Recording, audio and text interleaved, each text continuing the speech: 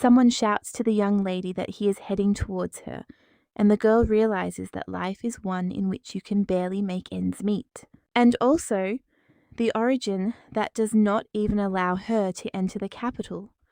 All this is already tiring her. The girl immediately attacks the monster and then easily cuts through its skin, revealing the core underneath. The monster doesn't move after that, and the young lady only curses. This lady's name is Ella Rain, and she's a monster hunter.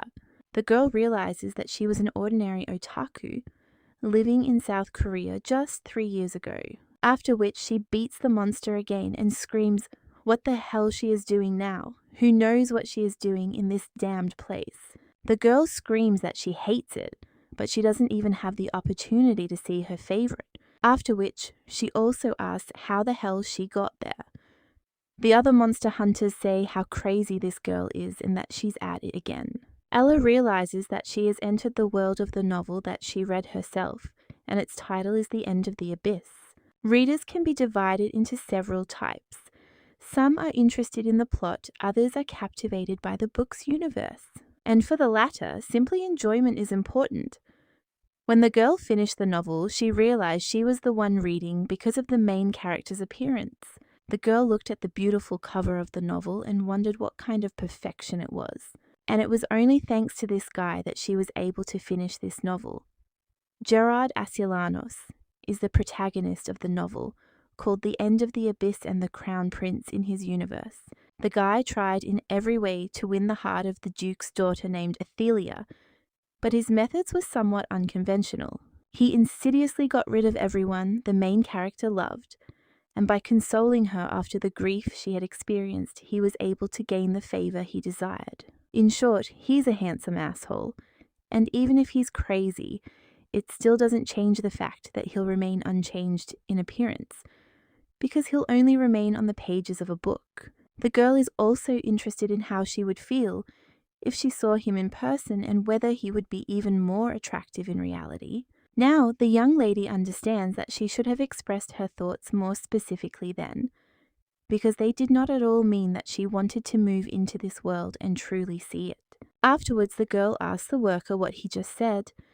The guy replies that this is, after all, a monster paraphernalia trade center, which is ruled by the imperial family, so there is no point in speaking in such a rude tone. But the girl just angrily puts the horn on the floor and then asks how many of these she brought. Kevin replies that there are 3 horns, and the girl replies that that's right, there are 3 horns. However, she also asks if he really wants to give her only 3 gold for them, or just plunge into eternal sleep. She also says that they apparently have twice as many monster hunters and 6 times as many hunters who bring the attributes of first-level monsters without a single scratch. The girl also says that he understands that on the black market they will give her these 3 gold coins for one such thing. But Kevin cries out that the black market is illegal in their country, and even if it's level 1, it's just whore. His rock is rarely used, so they buy it for a minimal price. The young lady then says with a smile on her face that he has a talent for talking nonsense, and that she understands correctly that monsters are now judged not by risk, but by demand. And then the price of Idil's skin can be raised 5-fold as he's in high demand. The guy doesn't know what to say after this, and people in the room say that the girl is at it again. His interlocutor then tells the guy to be quiet, otherwise he'll attract attention. The main character at this time wonders if Kevin is worried about the fact that he is a level 5, but the demand for him is high, and according to his logic, she should now go after a monster that is easier to catch than Pi in order to get a much higher fee for it, and who then will be engaged in catching first-level monsters. The girl asks what she's doing wrong, after which the guy remains silent. She addresses him again, which startles him, and he says he's listening. But at that very moment, the girl leans her weapon against the guy and tells him not to think that all hunters are idiots, who only know how to fight. So if he dares to say something like that to her again, she will show him the real monster. After which, the girl asks how much he said he'd give for these horns. The guy replies, 7 gold coins. After which, the main character grabs them and says, "This is great." As she leaves, she also says, "This is a great place." Therefore, she will be their regular customer for a long time. Otherwise, it is impossible to negotiate with people from the black market. The young man then tells her to see him soon, and the girl leaves. She runs into her colleague on the street. It's a monster hunter named Mariah Wayne. The guy asks how much the girl got, to which she replies that there are 7 gold coins, after which her colleague cries out that it can't be the state, since they only gave him 3. Rain replies that it's because he agrees with everything they try to force on him, but the guy replies that it has nothing to do with the imperial family. So the young lady asks, "What's wrong with Togo? And why does it matter to her?" Rain also wonders if it's strange that they try to divide everyone in this world into classes, even though everyone is just the same. And if they want admiring glances and respect in their direction, then let them send reinforcements to the border. Maybe they'll come to their senses if the entire country is taken over by monsters. After this, Wayne only says, "What kind of jokes are these, ladies?" And he wonders if the lady has forgotten that the palace is protected by Asilenos' blessing, so no monster can enter. The girl then says that a person like her could become one. Well, in general, she won't even meet her favorite, so why did she move there at all? At this rate, her fantastic love for him will dry up before they meet, although as soon as she sees him, her love for him will rise like a phoenix from the ashes. The guy then asks what that means, and the young lady replies that he doesn't need to know because she's not in the mood today, so she'll go home and eat too much meat. But after this, the young man asks her to wait and understands that she does this every time. Even though they have known each other for 3 years, he still does not understand what she is talking about. At this time, someone in the palace comes to His Highness and asks if he really summoned him.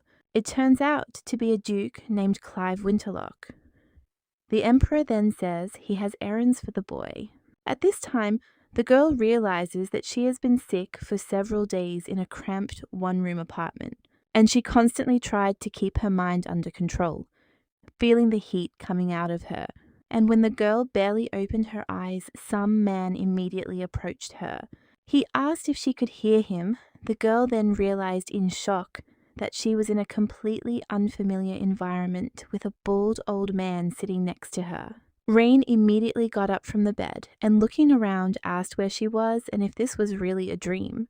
But the man asked what she was talking about, because he hadn't seen her for 4 days, so he became worried and came. After all, he thought the monsters had already devoured her, after which the girl was surprised and realized that this was a word somehow familiar and yet unfamiliar. She knew what it meant, but this simply couldn't be true. After which the young lady gets out of bed, and the man says that she should lie down a little longer.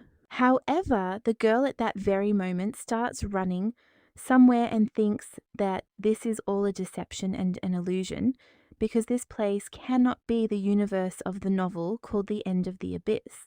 But suddenly, the girl sees a huge monster in front of her and wonders what it is. The monster only throws the girl back with a blow, after which she realizes that she is in pain and this is definitely not a dream.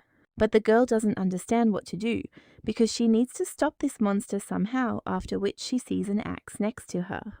And then a red crystal appears on the monster's forehead. The girl immediately raises her axe and strikes the monster with it.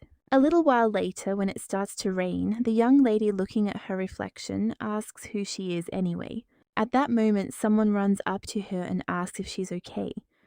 But the lady grabs the guy by the clothes, and he asks what the name of the crown prince is in this country. The blue-haired boy says. The lady frightens him, but she only screams for him to quickly tell her the name of the crown prince, after which he claims that his name is Gerard Asilenos, and tells the girl to let him go. The young lady does so and asks if this is really that handsome asshole. The guy then asks if she's really calling His Highness an asshole, and has she really gone mad?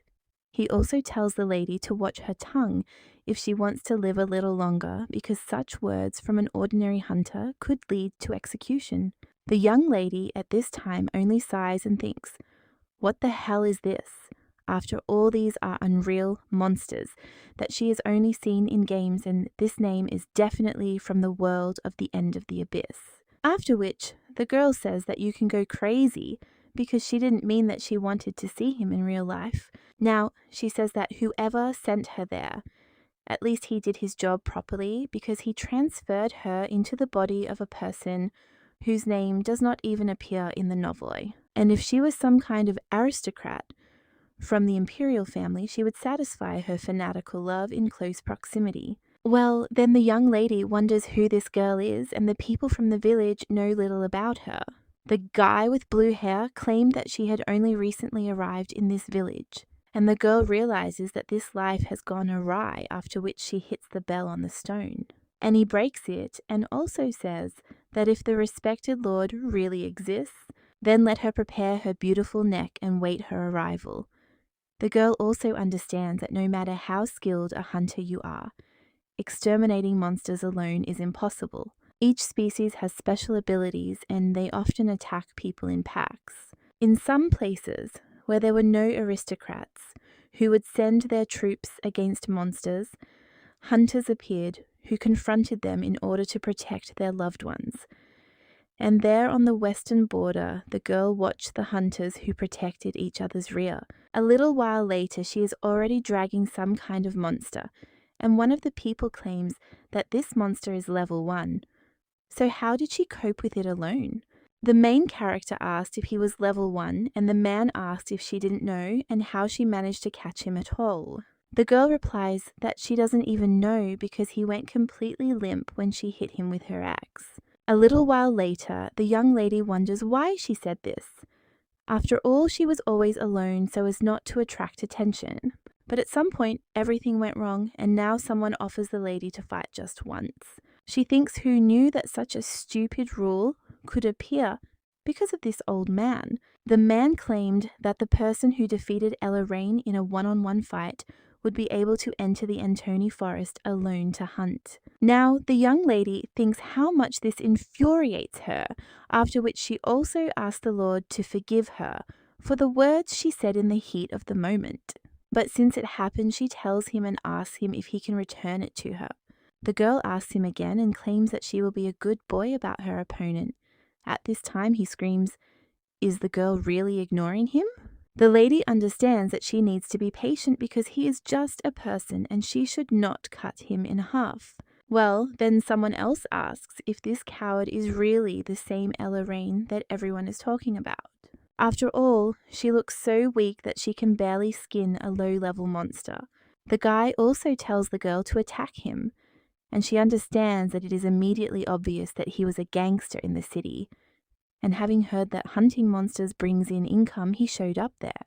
So the young lady says that yes, and he is right, after which the guy falls silent and then asks what she is talking about. Rain replies that he's absolutely right because she couldn't even skin a deal.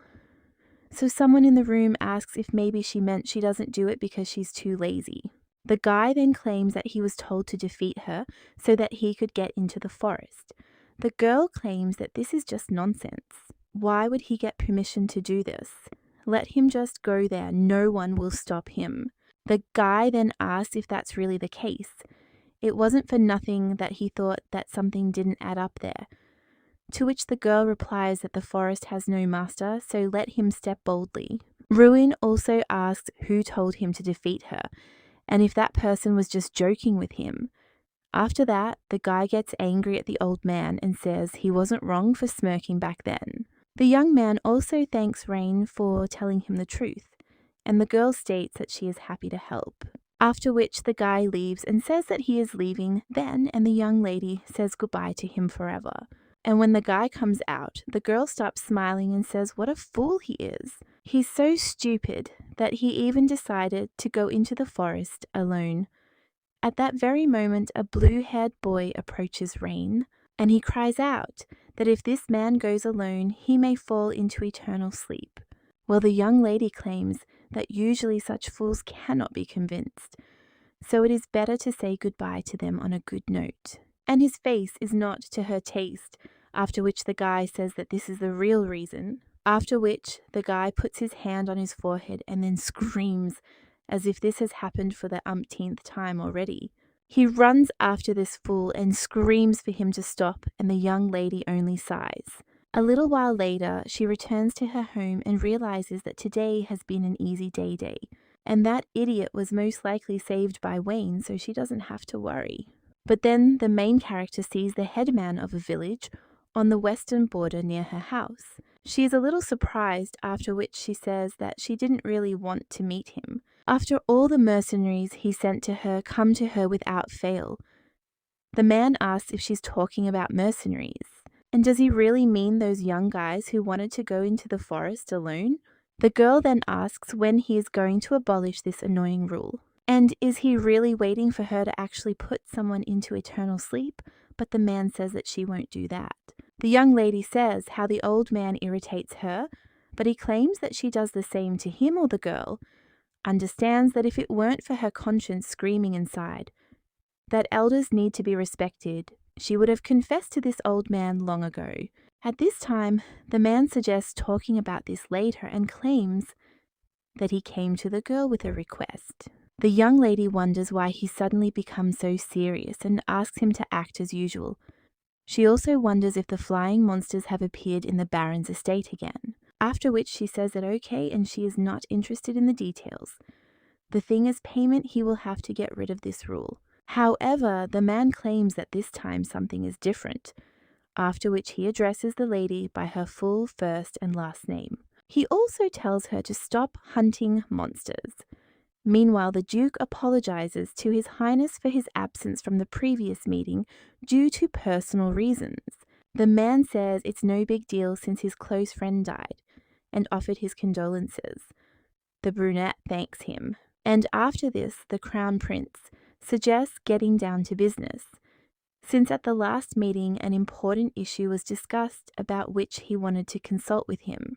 There was talk about assigning the guy to write books about monsters, and at the moment the existing reference book has significant flaws. After all, although the type and main characteristics of the monsters are indicated, then nothing is written there about the methods of destroying them, so this cannot be delayed any longer. The capital is safe, thanks to the blessing of Asilanos, but the people outside their capital suffer every day because of monsters. The Duke has always served as a role model and was very popular among the people, so they respect him, and the track record of his knightly troop is very commendable. There is not a single person in this empire who would doubt that he is the one suited for this task, and that this is an order for the Duke. Let him create a collection of ways to destroy all the monsters from the western border. After all, he believes in him, and the Duke agrees. A little while later, the main character talks with her grandfather. She asks if an aristocrat from the capital will come there with his knightly squad. The man replies that Baron Bakram is simply not himself. He can't sit still. But the main character then asks why they're going there. The village elder notes that they want to team up with border guards from nightfall and conduct a study of the monsters. The young lady is a little surprised and says that no one will agree to go there and that the place has been abandoned for a long time. The man replies that she's right. What kind of idiot would stand up to monsters while receiving a paltry salary for it? A reasonable person would never agree to it. The girl says that most of the monsters in this canyon are first level, so one wrong move and you can lose your life. The village elder replies that this is precisely how it is, because these people are going to enter eternal sleep. It's unlikely they're going there for their own reasons. Most likely it's all due to disagreements and discord among high-ranking officials. Baron Bakram said this, so the information is reliable. The man also says that this aristocrat wants to take a guide from their village with him, and as soon as some fool follows them, then most likely he will be their shield, and nothing more, and for them it will be the loss of their precious inhabitant and hunter. The girl then asks why he is worried since no one will agree anyway. But the man says that who knows, they might offer a tidy sum. The main character immediately reacts to this, after which the headman claims that she just fell for it as soon as he mentioned money. The blonde asks if he really means that she shouldn't tell him anything about hunting monsters, since she can be chosen as a guide, after which the man says what exactly. Many people know ways to destroy monsters, but rarely can anyone find them, and he would like the girl to stay in their village. After all, he doesn't want to lose such a skilled hunter like her, but the young lady insists that, as he said, they can offer a lot of money. She is confident that she can survive in the role of either a conductor or an accountant, so why should she stay there? The man then says that he will increase her rate by 50% and cancel that rule, after which the young lady agrees. The village elder laughs and says it's good that he can come to an agreement with her, but the girl insists that if he doesn't keep his word, he'll get into trouble. The elder replies that he doesn't have a spare life to play with fire. After which he gets up from his seat and says that he thinks they have decided everything, so he will go. The man also wishes the lady good night and then leaves. The girl sits back down at the table, and he understands that it's not for nothing that they say that you should treat people well while they are still around you. But as soon as the threat appeared, this old man immediately raised the stakes. The girl also thinks about the aristocrat from the capital and wonders if he will really come there to study the monsters. She thought she remembered something similar in the book, but then it turned out to be a carefully planned plan by the crown prince. The girl wonders who it was, but then she thinks, what difference does it make? Because in any case she won't see her favourite there or here.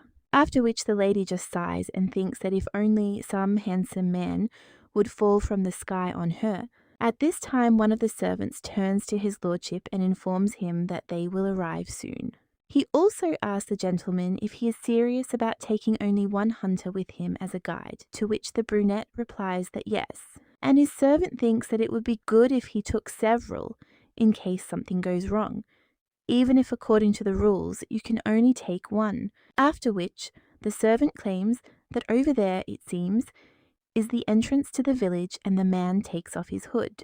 He also says that he hopes they can find the right person for them. A little while later, people ask if these are really the same aristocrats, and others answer that they are. At this point, the girl turns to the headman and he only winks, as if asking if she remembers their deal. Wayne asks what's wrong with Uncle Glisten, and the girl replies that it's senile dementia. The guy with blue hair says that he seemed to be talking to a lady, but she replies that the symptoms seem to be manifesting in such an unusual way in this bald old man. She also asks the young man if he has heard anything about those people, because they say that they came to study monsters. Wayne replies that yes, he heard that a very high-ranking person came there to create a collection of monsters. The girl asks if this is really so, after which the young man replies that this is an order from the crown prince, and he must write about ways to exterminate monsters.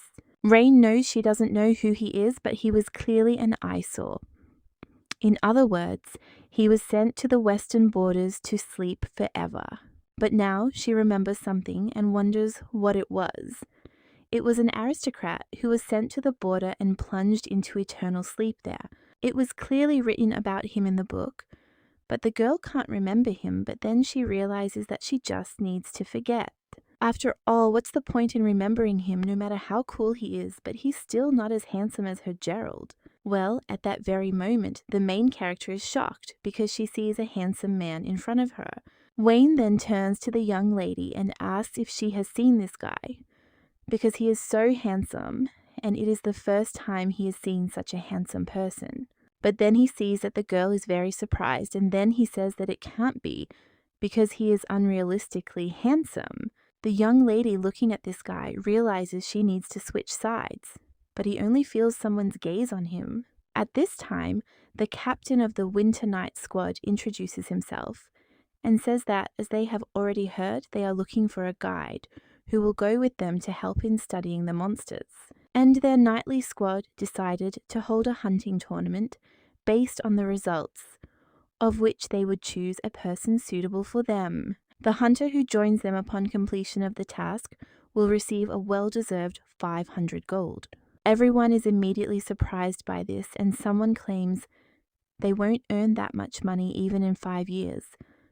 The girl, however, understands that considering her life is at stake, the amount is smaller, but she wonders why these people want to test skills when they could take everyone who applies and use them as a shield.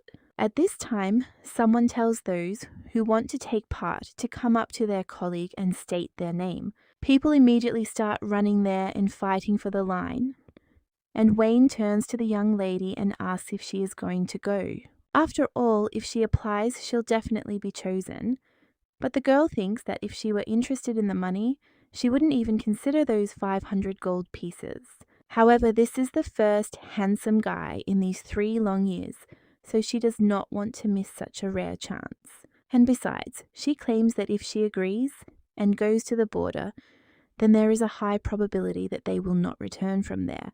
Wayne says she's the strongest among them, so why worry? But the girl replies that she's not talking about herself. And the guy asks if she's really worried about him. The girl then wonders what she can do since this is all so complicated. But at that very moment, she hears 2 people talking, and one of them claims that he has heard about the aristocrat's winter plant. The young lady immediately grabs the guy by the collar and asks what he said as well as the plant, or this aristocrat winter. At this time, the young man only asks to let go of his hand because the girl is about to break it.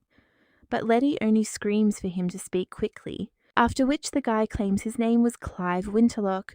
Is Wayne the girl in her right mind, and what has gotten into her? And another guy says maybe she's really crazy. Meanwhile, the main character remembers the name Ophelia Winterlock, and he understands that at the end of the abyss, the main character belongs to this family with whom the crown prince is madly obsessed.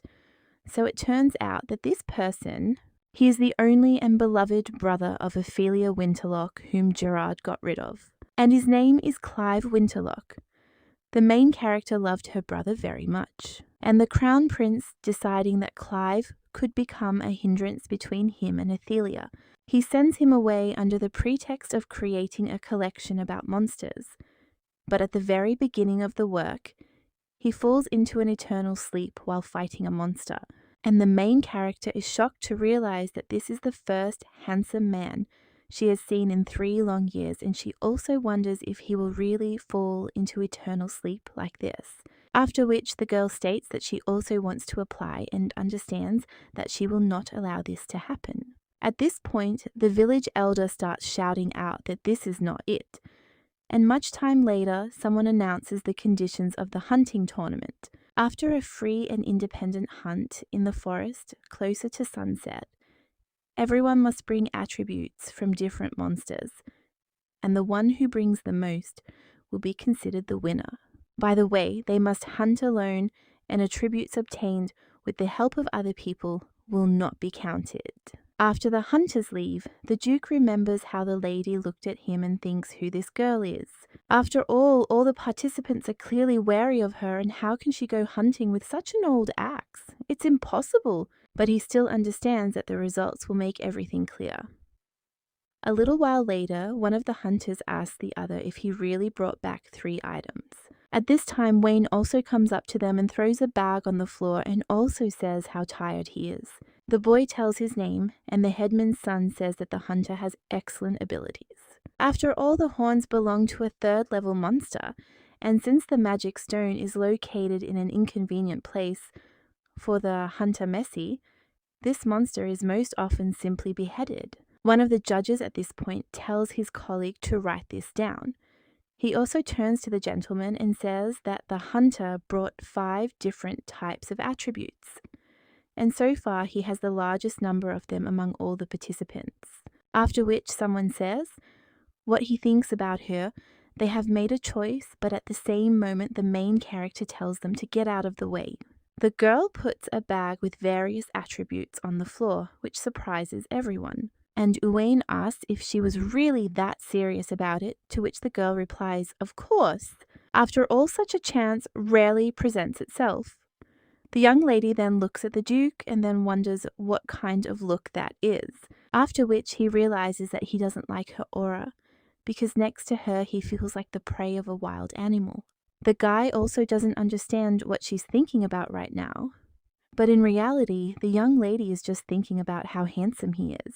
At this time, someone else approaches his lordship and states that the hunter who has just arrived is named Ella Rain. As he himself sees, she has incredible skills, and they say that she understands better than anyone the characteristics of the monsters that live in these areas. One of the judges says that it is clear from the obtained data that she is no slouch, although he is concerned about the girl's character.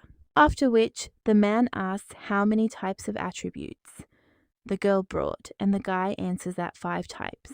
Then the judge claims that Mariah Wayne had the same number of attributes, and if he had to choose, then the one who came first would be better. The main character then turns to her colleague in shock and asks if he really brought 5 varieties. 2.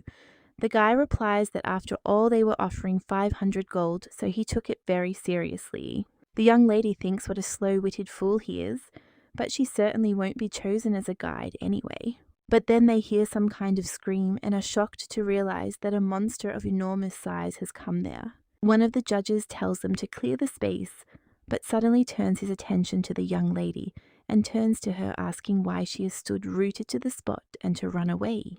The girl just smiles after this and says, "What kind of perfect timing is this? But what if she puts him into eternal sleep? Then first place will be hers." Gyra is a 2nd level monster, and the girl says that judging by the fact that she can't see the magic stone, he has it well hidden. After which the monster attacks the lady, but she deftly dodges and then jumps up and speaks. "That first you have to chop off his head." Well, when the young lady jumps at him and swings, the monster suddenly spits acid. The main character jumps back and says how troublesome he is and that it won't be possible to finish him quickly.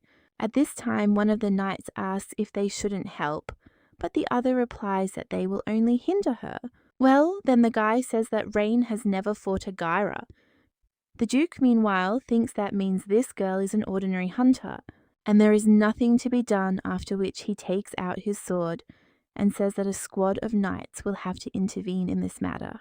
Well, at that very moment, someone turns to him and shouts for the gentleman to wait and look there. The monster is about to spray acid in their direction.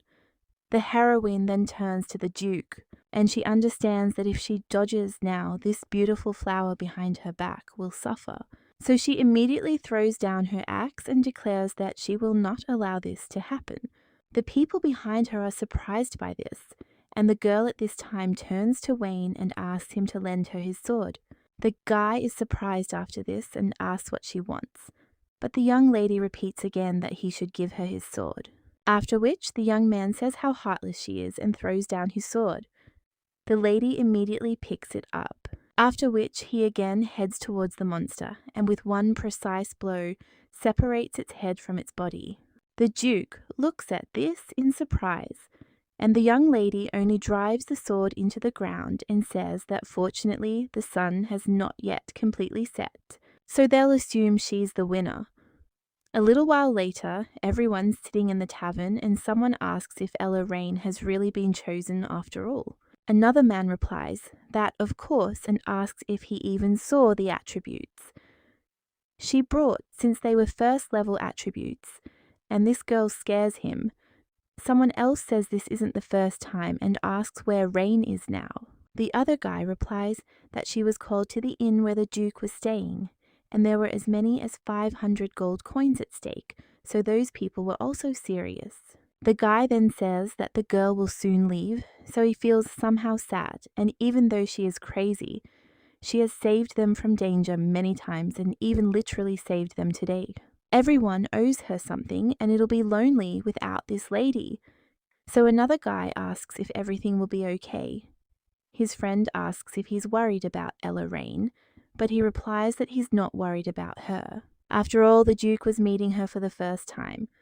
At this moment, the main character is standing in front of the Duke's door, and she understands that she will finally be able to see him up close. And now he is her favorite. The blonde man sits next to the axe, looking at it. He remembers how the lady asked him to look after it while she was inside, and let him be careful because sometimes this axe moves on its own. A little while later, another servant approached him.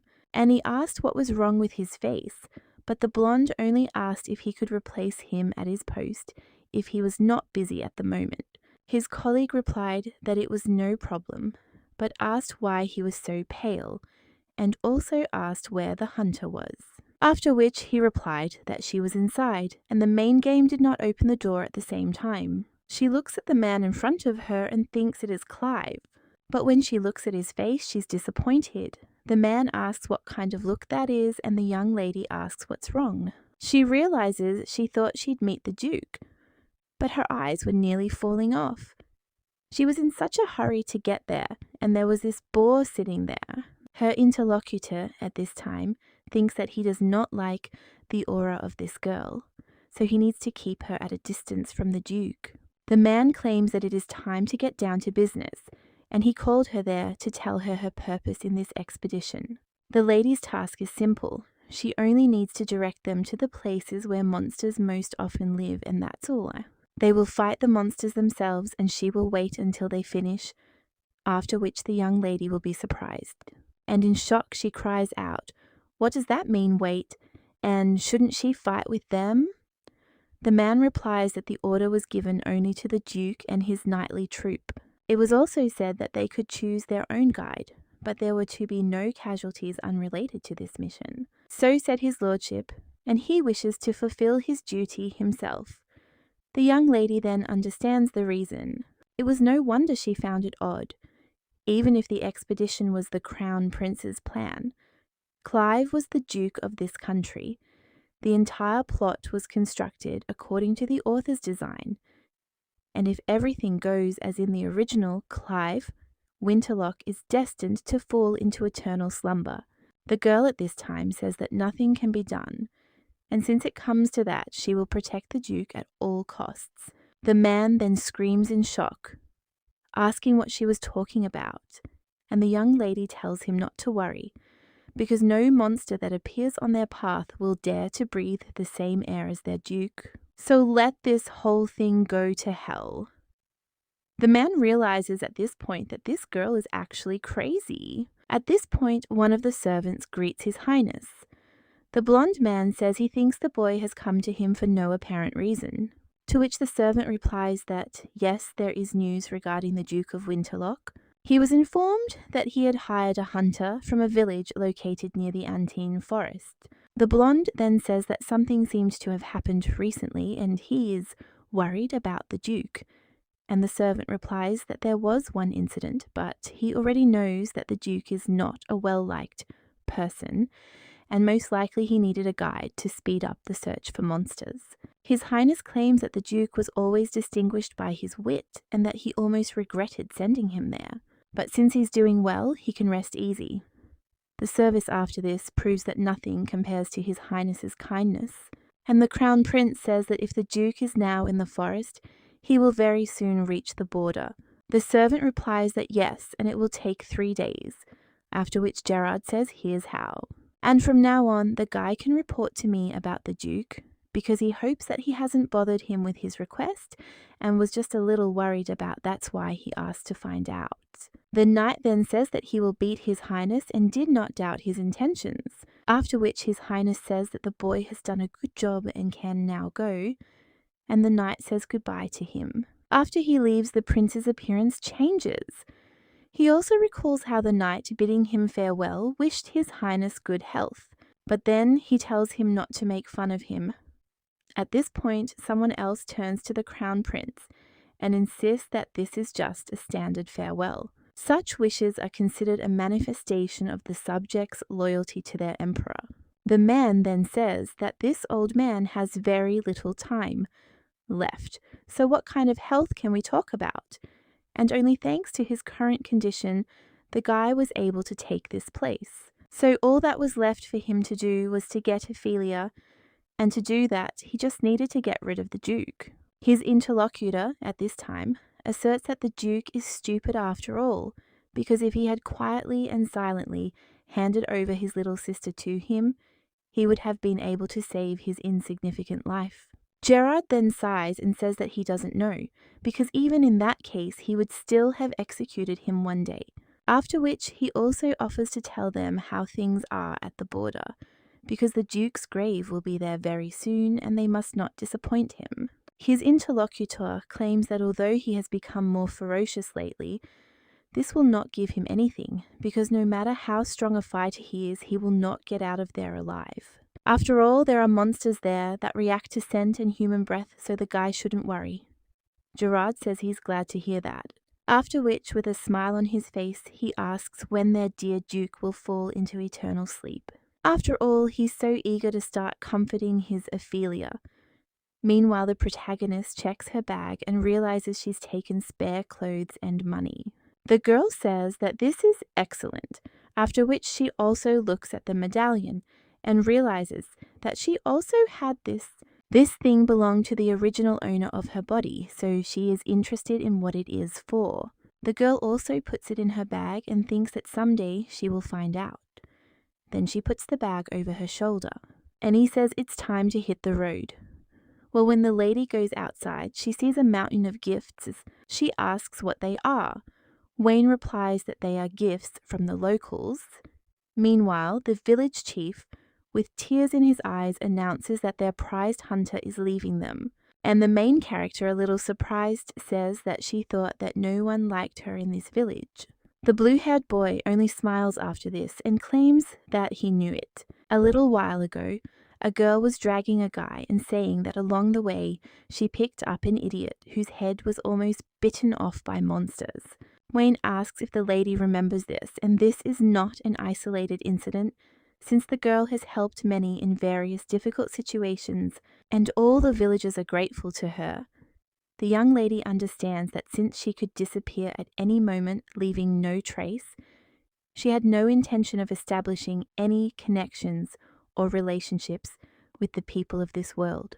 However, she had overlooked something. Trying to stay alive in this world could impact the lives of others. These changes did not pass her by, after which the main character says, "That's how it is," and then hugs Wayne and thanks them all. And with tears in his eyes, he says that he hopes that they will see each other soon and promises that he will definitely return. But this is all only in the guy's thoughts, because the girl is now saying goodbye to them with simple words. The guy with blue hair asks if this is all and wonders where the hugs are as well as the bitter tears. The blonde tells him not to make a fuss, because she will be here before he can blink, so such goodbyes will only embarrass them both.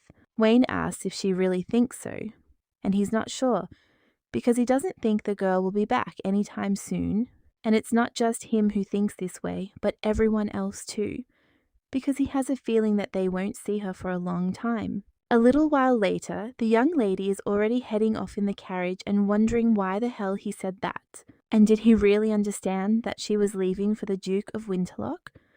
The girl also wondered what the point of this trip was. And because of that guy, she can't really do anything. And the girl also thinks, why is he so huge? Rain thinks he's a manager, and that really irritates her. But then she thinks the same thing. What are they talking about so seriously? A little while later, they're all already pitching their tents. The young lady looks around and realizes that the trees seem to be providing good cover. But when she turns to the other knights, they only turn away, and the young lady understands that they are clearly not happy to see her. This is not simple disdain, but rather a hostile attitude. But the girl thinks that she doesn't care because she never intended to be friends with them. At this time, someone else addresses the young lady, and it turns out to be a knight of the Winter Company named Ralph. The girl then says she's actually already 20, but the guy only says his name is Ralph Haugen and he's 40. The young lady then agrees to let him call her whatever he wants. She won't object to that, though she adds in her mind that including her past life, she's already 30 years old. The guy then claims that he was extremely surprised by the situation related to Gaia, and asks if he can ask him a couple of questions regarding this topic. He wanted to ask what the method was to destroy such monsters, what other monsters were found there, and whether there were any endemic species of monsters that only existed on the western border. After all, they say that some monsters have poor eyesight, so he asked how bad it is, or if they can't see anything, after which he also adds whether the girl can tell about the psyllium and whether it is necessary to immediately run away from it or slowly, and also what she knows about other species. The main character then realizes she's screwed. A little while later, she tells him about it and he writes it down, after which he asks another question about monsters, but the young lady only mentally asks him to shut up and wonders how long they have been hanging around there, and she was wondering why he spoke to her. At that moment, someone else addressed the huntress, and the main character turns to God and says that he sent the Savior 1,000,000 centuries later, and he will pay her back for that too. She also asks why he came so late and whether he could not have done it earlier, but the man replies that he thought she was having an interesting conversation and did not want to disturb her. Rain also asks what happened because she thought that he would never speak to her again, to which he replies that he didn't want to but had to. His lordship invites the girl to dine together, which surprises the young lady. And then she wonders with admiration if she'll really have dinner with the Duke a little while ago. When the man addressed the Duke, he cried out that he swears this girl is crazy. After all, the last time he spoke to her alone, but she spoke using some strange and incomprehensible words. She is an ordinary conductor, so it is unlikely that she will have any business with the Duke, but let him still be wary of her. The man then tells the servant to watch his words, because even if she is an ordinary hunter, she is the one who must help them in this mission. At this time, someone informed his lordship that there was an open clearing nearby, so it would be a good idea to build a pass there. Then the man said that they would stop today in this clearing and ordered them to prepare for the night. Also looked at the young lady and claimed that he would invite the huntress to dinner today. His assistant then cried out in shock, asking why, and the Duke replied that her help in this expedition was irreplaceable, so he wanted to show her respect. The man then mentally asked his lordship not to do this, and doubted that this lady was even familiar with table etiquette, or even the word itself. Well, when the young lady is having dinner, she shows very good etiquette, and the brunette asks if she has studied etiquette, to which the girl replies, of course. The man then asked where she learned this, since etiquette is something that aristocrats learn, and it's unlikely that an ordinary hunter would have such an opportunity. The girl then thinks that everything is just like that, after which she claims that she learned etiquette by reading novels, but then claims that she wanted to say that Baron Bakram taught her because she had the chance to eat with him and then he taught her. The girl understands that on that day she ate her fill for the first time, and today she was able to eat normally. And of course it is so because it pleases the eyes, so everything seems tasty and sweet. The Duke's assistant at this time is sure that this girl is thinking about something indecent. The girl then claims that the captain told her that she cannot participate in the hunt, to which the guy replies that yes, they had originally planned to choose only a guide for themselves, but he'll be grateful if the young lady tells the knight with the notebook about how to destroy monsters. The girl wonders if he's talking about that crazy guy, after which she says it's a bit tiring, but so be it, and she also asks if she can join in the monster hunt. Before arriving there, Clive was given some advice. Hunters do not enter into contracts on a temporary basis, as they may become lazy and do nothing. So a contract can only be concluded with them in a specific situation. However, Ella Rain was very enthusiastic about everything. Though he hadn't expected it from her, she's a bit odd, but it seems they've chosen an excellent hunter. After which, the man says that he understood her. However, this is by no means an easy question that can be resolved so quickly, since she has nothing to do with their mission. But the young lady asks in what sense, since her role in this mission is obvious.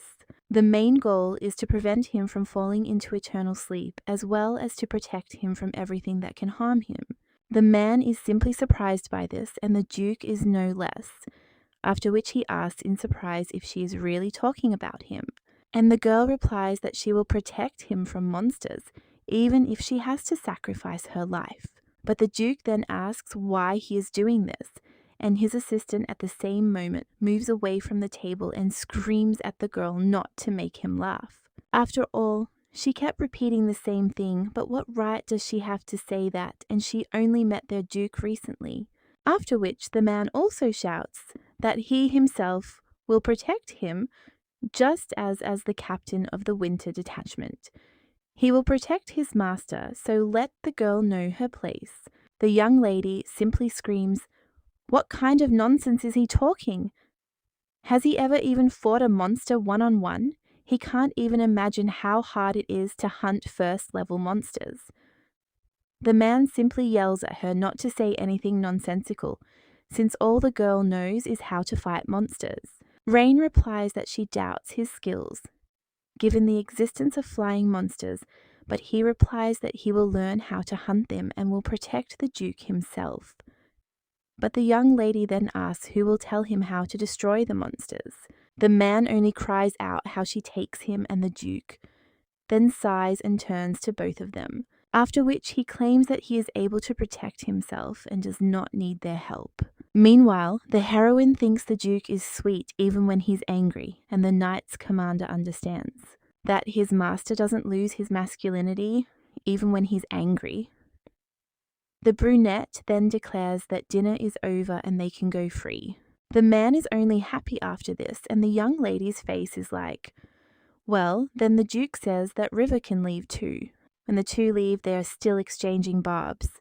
The Duke, left alone, sighs, and he thinks that it was as if a typhoon swept through the room, and after that day, nothing like that happened again. One day, the boy was sitting next to his father, and his father turned to him and told him to keep their traditions.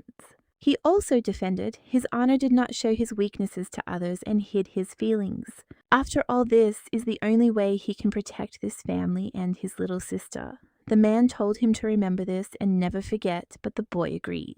At the age of 15, the young man said goodbye to his father after hearing his last urging, and without forgetting his father's words, he hid his feelings and tried in every way to protect the family. 12 years passed, and Clive Winterlock had become a man with the whistling title of Duke of Winter. Throughout his life as head of the Winterlock family, he had hidden his feelings well, and it had even become habitual. Rain appeared before him. Now the man asks who she is and if this girl is the person who can turn his life upside down. A little while later, someone informs the Crown Prince that there is more and more news that the monsters have become more aggressive and are attacking people more often. News of this comes in every day, and many of these monsters are coming to the western borders. The blonde then tells the guy to bring all the documents regarding this problem, because he will personally review them, to which he agrees. The man then turns to the young lady and claims that he made a mistake, because he should not have listened to his report in her presence. He also tells Ophelia not to worry, because the imperial family will do everything they can to help the Duke of Winterlock's deputy. But the boy approaches the young lady and says that the Duke of Winterlock will return soon. So, let the young lady not worry. This only makes the girl feel embarrassed, and then she moves on, and she asks His Highness for forgiveness as she's not feeling well, so she'd better go. The man then says he shouldn't have kept her and asks how the lady is. After all, if she was that sick, then he would send her an imperial physician, but the girl replied that no matter what, everything would pass if she got a good rest. The blonde then smiles and says that it will be good. Then he will order her carriage to be prepared and let the girl have a good rest. After which the young lady moves on, and His Highness, watching her, only smirks. Ophelia Winterlock was very wise, but at the same time weak, so one piece of bad news could have a profound effect on her. At this time, the girl is in the Duke's estate and looking at the teddy bear that her brother gave her. But then she hits this fluffy guy and screams that she is the deputy of the Duke of Winterlock. The girl also asks this freak why she has to repeat it so many times. At this moment, the butler approaches the lady and claims to have brought her tea. The girl drinks it immediately, after which she claims that she will immediately head to the office, because she will not allow their family to fall because of such a trifle. And after she finishes her business, she will write a letter to her brother. And if he dares to fall into eternal sleep, there she will dig him out of the ground, put him into eternal sleep, and bury him again. Dvoretsky claps his hands and declares that this is an excellent idea.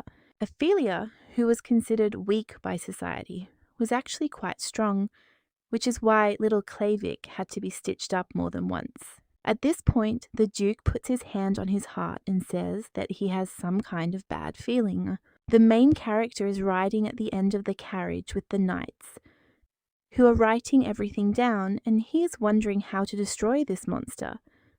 And the girl, having already stopped resisting, claims that his magic stone is hard to notice, so he needs to cut off his head.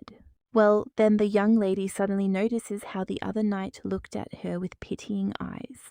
The guy turns around at that moment, but the young lady realizes that there is something strange there. After all, these people treat her as if she were invisible. And maybe it's all because of her background, but that's too much. Afterwards, the main character turns to Hugin and claims she has a question for him. The man then, with a smile on his face, invites her to ask him anything, and the main character claims that, unlike some, she does not intend to drive a person into eternal sleep with her questions. And then he wonders if there's someone among their men who was betrayed by the hunter.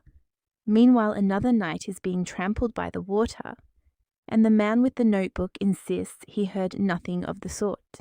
The girl continues her questions, wondering if some hunter mistook one of the knights for a monster and tried to hunt it.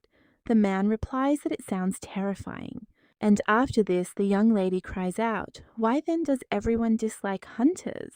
Hogan asks what she's talking about, and the young lady replies that she doesn't really care about the people around her. But she did notice a strange atmosphere in the squad. After all, these people aren't just ignoring her, they're demonstratively wary. The man then says it's a misunderstanding. It's not that the knights dislike her, but rather... But at that very moment, someone cries out that there's a monster there. The main character is surprised by this, and the knights scream that it is a flying monster. So let everyone prepare their bow and arrows, after which they do so. But they miss. The man with the notepad tells the lady that this is a level 1 flying monster. The young lady replies that it is true, and his name is Quarry. The knight commander then turns to the huntress, and he cries out how they can destroy this monster. The girl replies that first they need to bring it down to the ground and then destroy the magic stone. There are stones on either side of the wings, but hitting them with arrows will be difficult. So you have to climb on it and rip off its wings. The man then claims they'll lure him closer to the ground, after which he screams for the knights to use arrows to lure the monster. He also addresses rain, but when he turns around, he sees that the cart is no longer there. At this point, the girl screams for everyone to maintain their positions.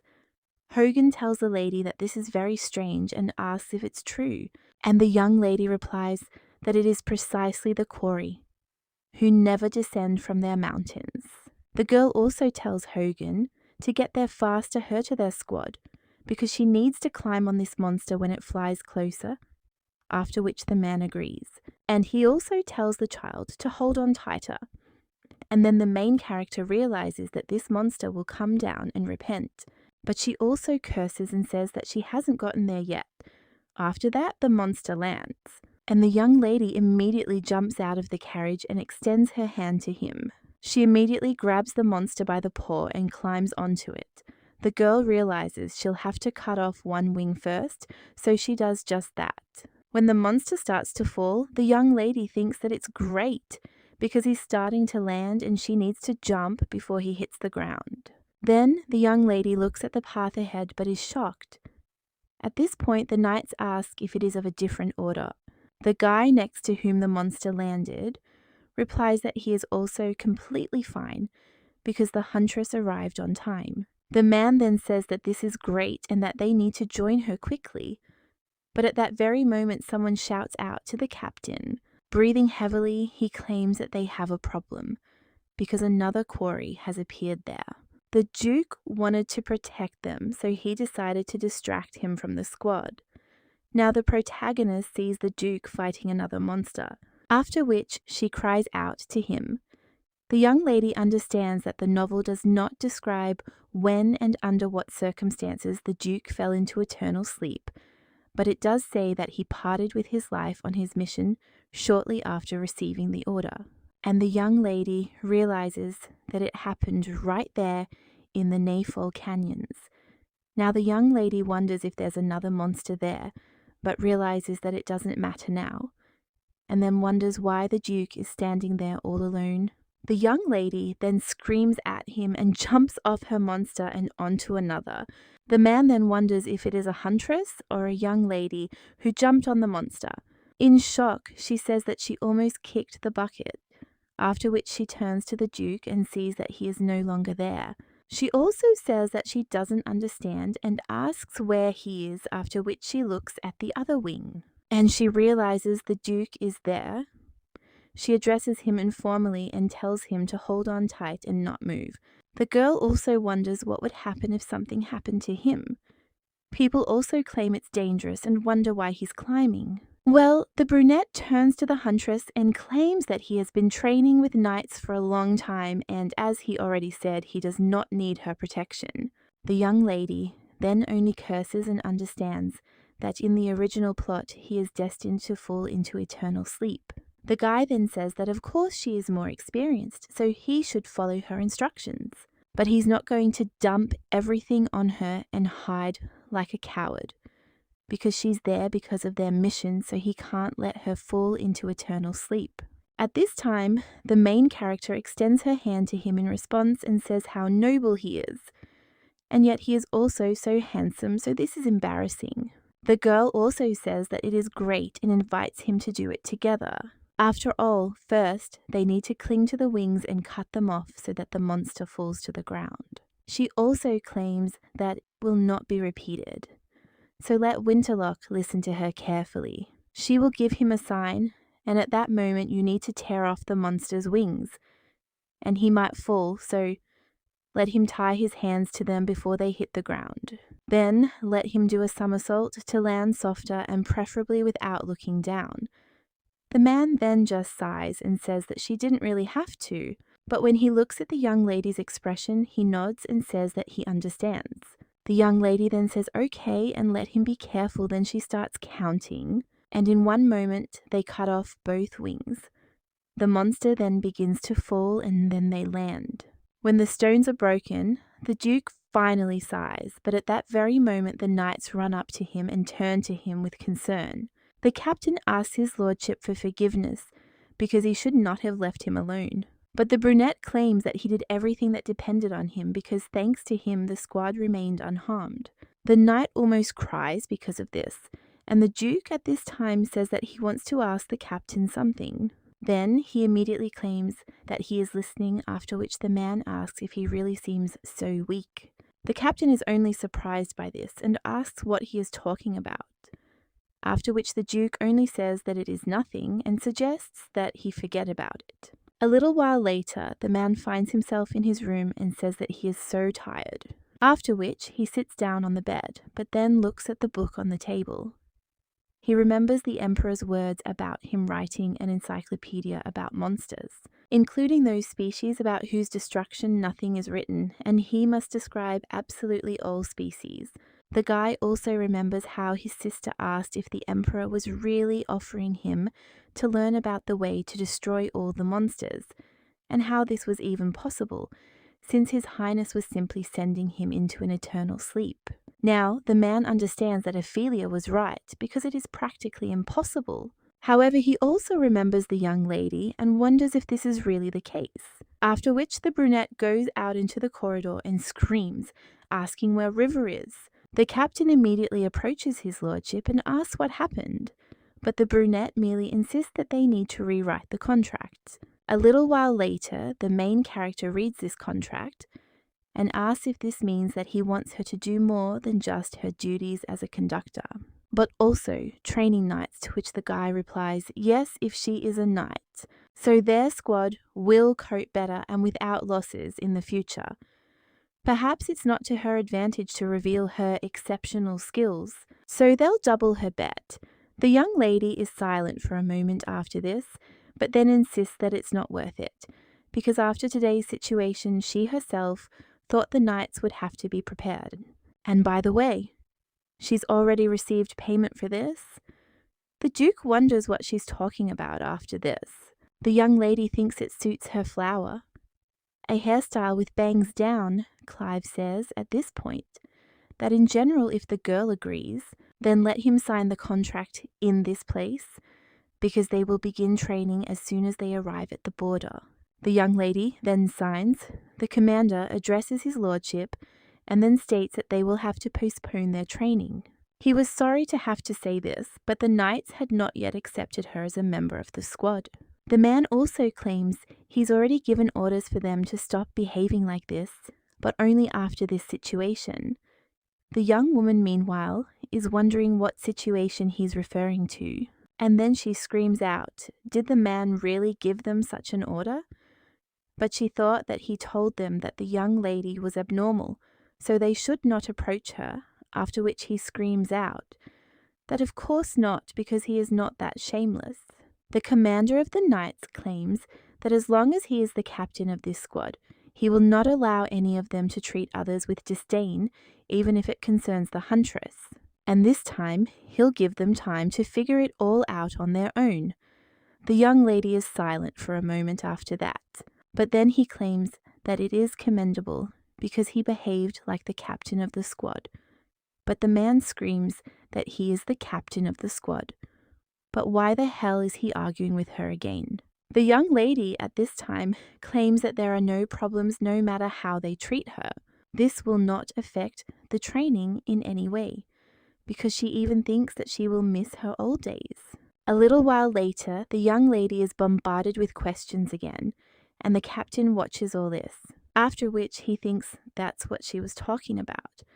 He also approaches them and says that he was wondering why it was so noisy there. It turns out this huntress was the one causing the ruckus.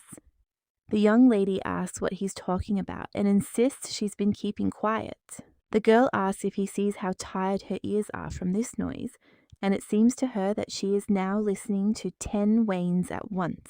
The girl already begins to count the monsters, and the captain only turns around after that, and he wishes her good luck, which only makes the girl angry and asks why he is so happier. The man then merely tells the knights to stop messing around and return to their posts. Hogan says that the captain is apparently pleased that she started getting along with the knights. The young lady then says that this cannot be, and didn't he see that face a minute earlier? The girl also asks what kind of affliction this is, after which the man turns to her again and insists that he already told her that these people do not feel any hostility towards hunters, and the young lady wonders why then they had such an attitude towards her.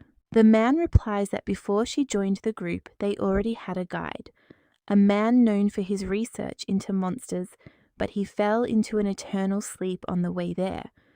The protagonist wonders if that's really true. Hogan replies that yes, he too was plunged into eternal sleep for trying to take the Duke's life. The main character then understands why the knights looked at her like that and cut their hair, but the Duke could have fallen into eternal sleep twice before he even reached the border. After which the young lady says that this is how things are, but Hogan asks the child what happened. The girl replies that she thinks it will be quite difficult to protect Clive Winterlock. And now, having learned all this, she understands them because the knightly squad is very loyal to their duke. The man then replies that it goes without saying that their duke sometimes takes on too much and tries to do it all on his own. And with this task, it happens exactly the same way. That's why they all think every time. Why can't the duke turn a blind eye to all this? And why does he refuse to take the easy way, but always choose the difficult path of solitude? Standing behind the reliable back of their duke, they came to one conclusion, and that is that the duke needed someone next to him who could share this heavy burden with him. Before they went on the mission, the duke had offered them several times to refuse the opportunity, but of course they did not. They decided to take only one guide, after which the man asked if she knew why this was happening. After all, that's the rule established to protect the people. However, many aristocrats do not adhere to his agents. Yesterday almost sacrificed himself without thinking, luring the monster to himself in order to protect his knights. This incident taught them a lot, and all they understood was that in order not to drag the Duke down and not become a burden for him, they needed to become stronger. The young lady recalls how the man said that if the girl trained the knights, then in the future their squad would cope better and without losses. So now the young lady just remains silent, but then tells Hogan not to worry. After all, she will be with the Duke all the time, after which the man is only surprised by the lady's antenna and replies that they have signed a new contract. And as a connoisseur of beauty, she would never allow Winterlock to fall into eternal sleep. The man then asks what a connoisseur means, and the young lady replies that it's like a disease, and he wonders if it can't be cured. The girl replies that for this she will have to gouge out her eyes, and Hogan is shocked by this. He thinks about a disease that can only be cured by gouging out his eyes. But at the same moment the huntress is approached by knights, who say that they will soon arrive at the border. One of them says that when they arrive, let the huntress have a good meal. And another one asks if she took spare things with her, because if something happens, they will help her. And the girl then says that she is Rain, after which the knights are a little surprised. And the young lady tells them to call her by her name and not to forget that she has one. The guys are surprised after this, and then she says that it's good, because from now on they will only address her by her first name. Another one of them says that the girl is right, because it would be awkward to constantly call her a huntress, because they will be fighting together for a long time. Hogan asks if he can call her child by her old name. The young lady replies that he still calls her that. While they were talking, the sound of a bell could be heard in the distance. They had arrived at the border. A little while later, they find themselves in one of the rooms and looking at the other knights. At this moment, someone turns to his lordship, and the Duke puts his hand on his head and says that this is it, and that this is what the Crown Prince wanted to achieve. Clive knew full well that investigating monsters on the western border was a dangerous mission, and even knew that he had been sent there on purpose. But despite this, he tried as best he could, because he understood that the results of this research would benefit his country. So someone had to do it, and that someone was himself. Clive convinced himself of these words, but when he read the report, he thought how strange it was, and could this really be a report from the border guards? The hastily written documents contained no useful information, not a single line about monsters, and only now the guy realized that the report was written this way, not because the border guards themselves wanted it that way. Well, they didn't even have a choice. And now he understands what the imperial family means and had no intention of helping them in this mission. The Duke is also wondering what they should do in this situation, and the young lady claims that Gerard Arcelanos has gone completely crazy. After this, everyone from there turns pale, and the young lady claims that she of course knew that he was not friends with his pumpkin, but she couldn't even imagine that it was so shocking that all the knights were shocked, and they think that they probably just heard it. It couldn't be that she was some kind of hunter.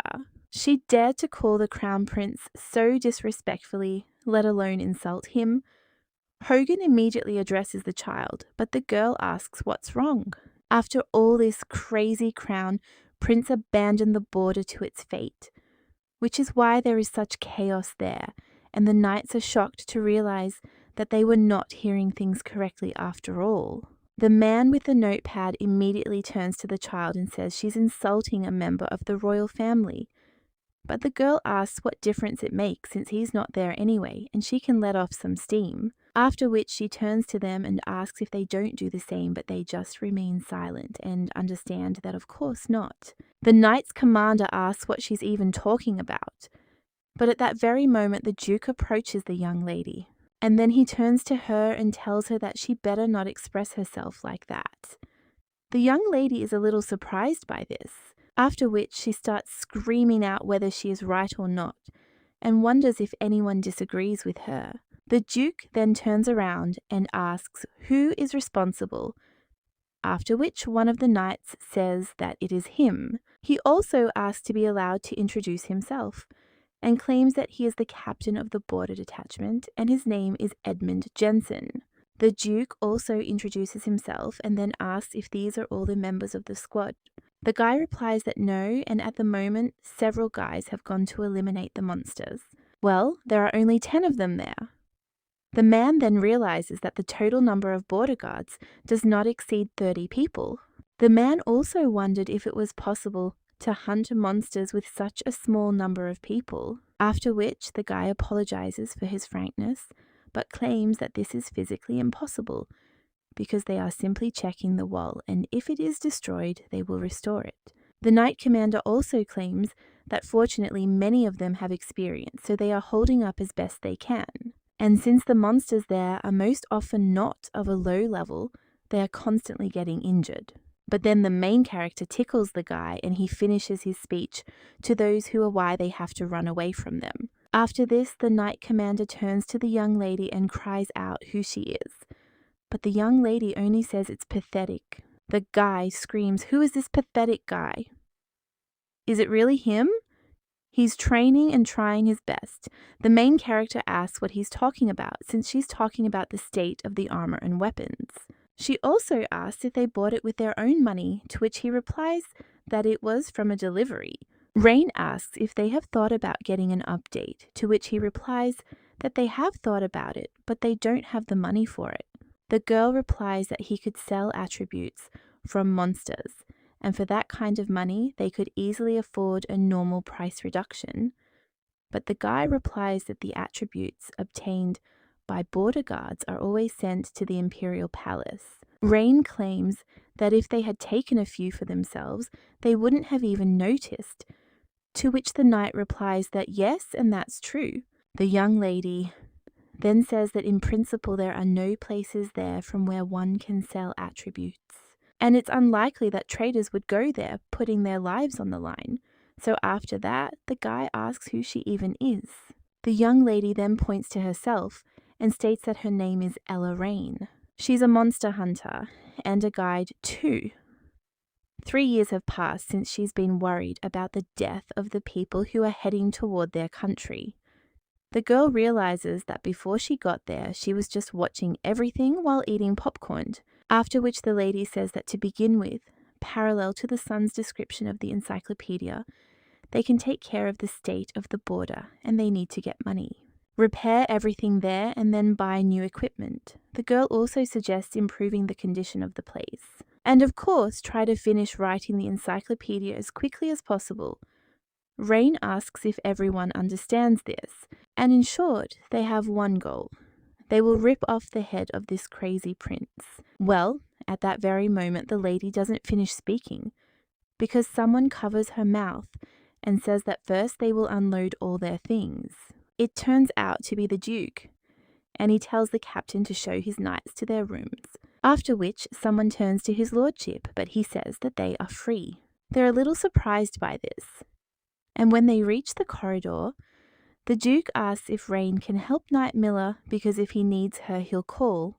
The young lady then agrees and menacingly advances further, and the Duke recalls how the commander said that this girl was clearly abnormal. Now the brunette sighs and realizes he was right. A little while later, the main character helps with unpacking, and she wonders why everyone is acting this way and whether she's wrong.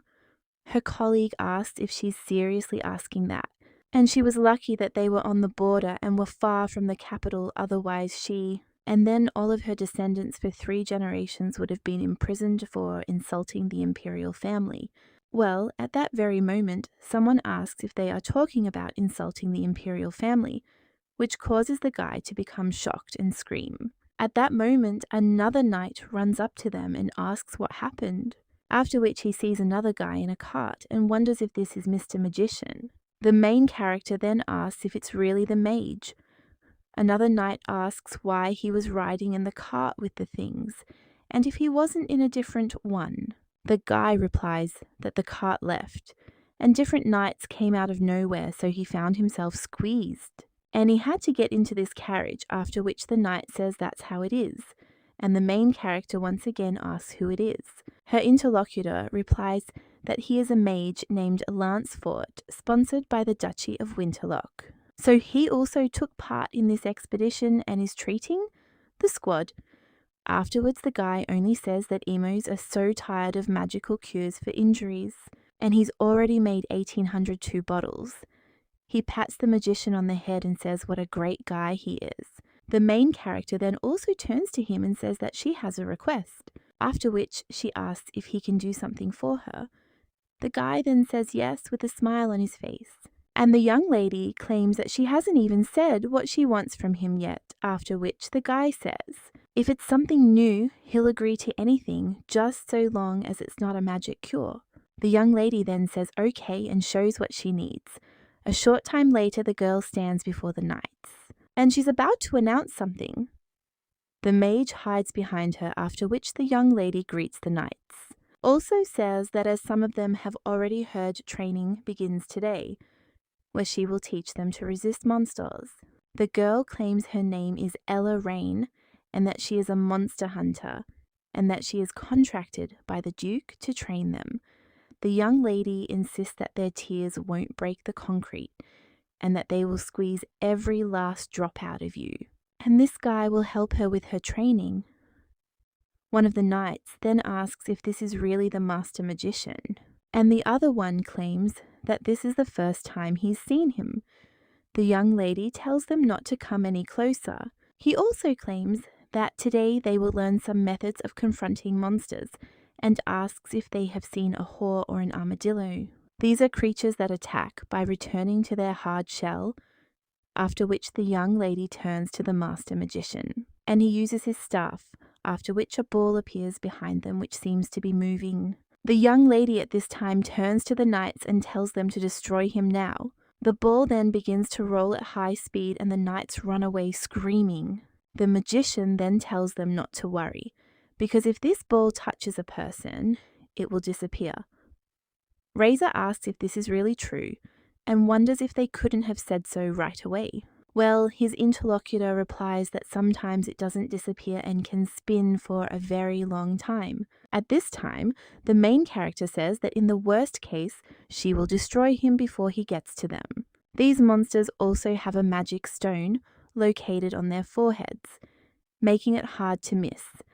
It's located right between their pointed ears, and you have to climb up and hit it directly. But one of the knights then says that this ball is spinning, and how can they destroy the magic stone? The young lady replies that you just need to land a good hit, and shows that it's all that simple. But the knight doesn't quite understand. The girl replies that the specimen chasing them has a mark instead of a stone. Therefore, she hopes that they will figure out where to strike. But the knight cries out that even with a magnifying glass, you can't see this mark. The girl replies that Hor will not spare them only because they have strategic vision, after which the guy screams in shock. And the young lady claims that today the training will be unlimited. That is, it will last until they succeed. The knights then realize they're finished. A short time later, one of them is barely breathing and the other is running away from the stone. The captain, who is sitting with the Duke, is wondering what is going on there. But at the same moment, the Duke turns to him and claims that he has read the report. A report before, but the man asks if he doesn't report the state of affairs to the imperial family. Reports to anyone, and he tried his best. But apparently that's not enough, and he asks for forgiveness. The Duke then asks how long he's been captain of the border detachment, to which he replies that it's about 4, which makes the man surprised and wonders if the previous captain has really abandoned his position.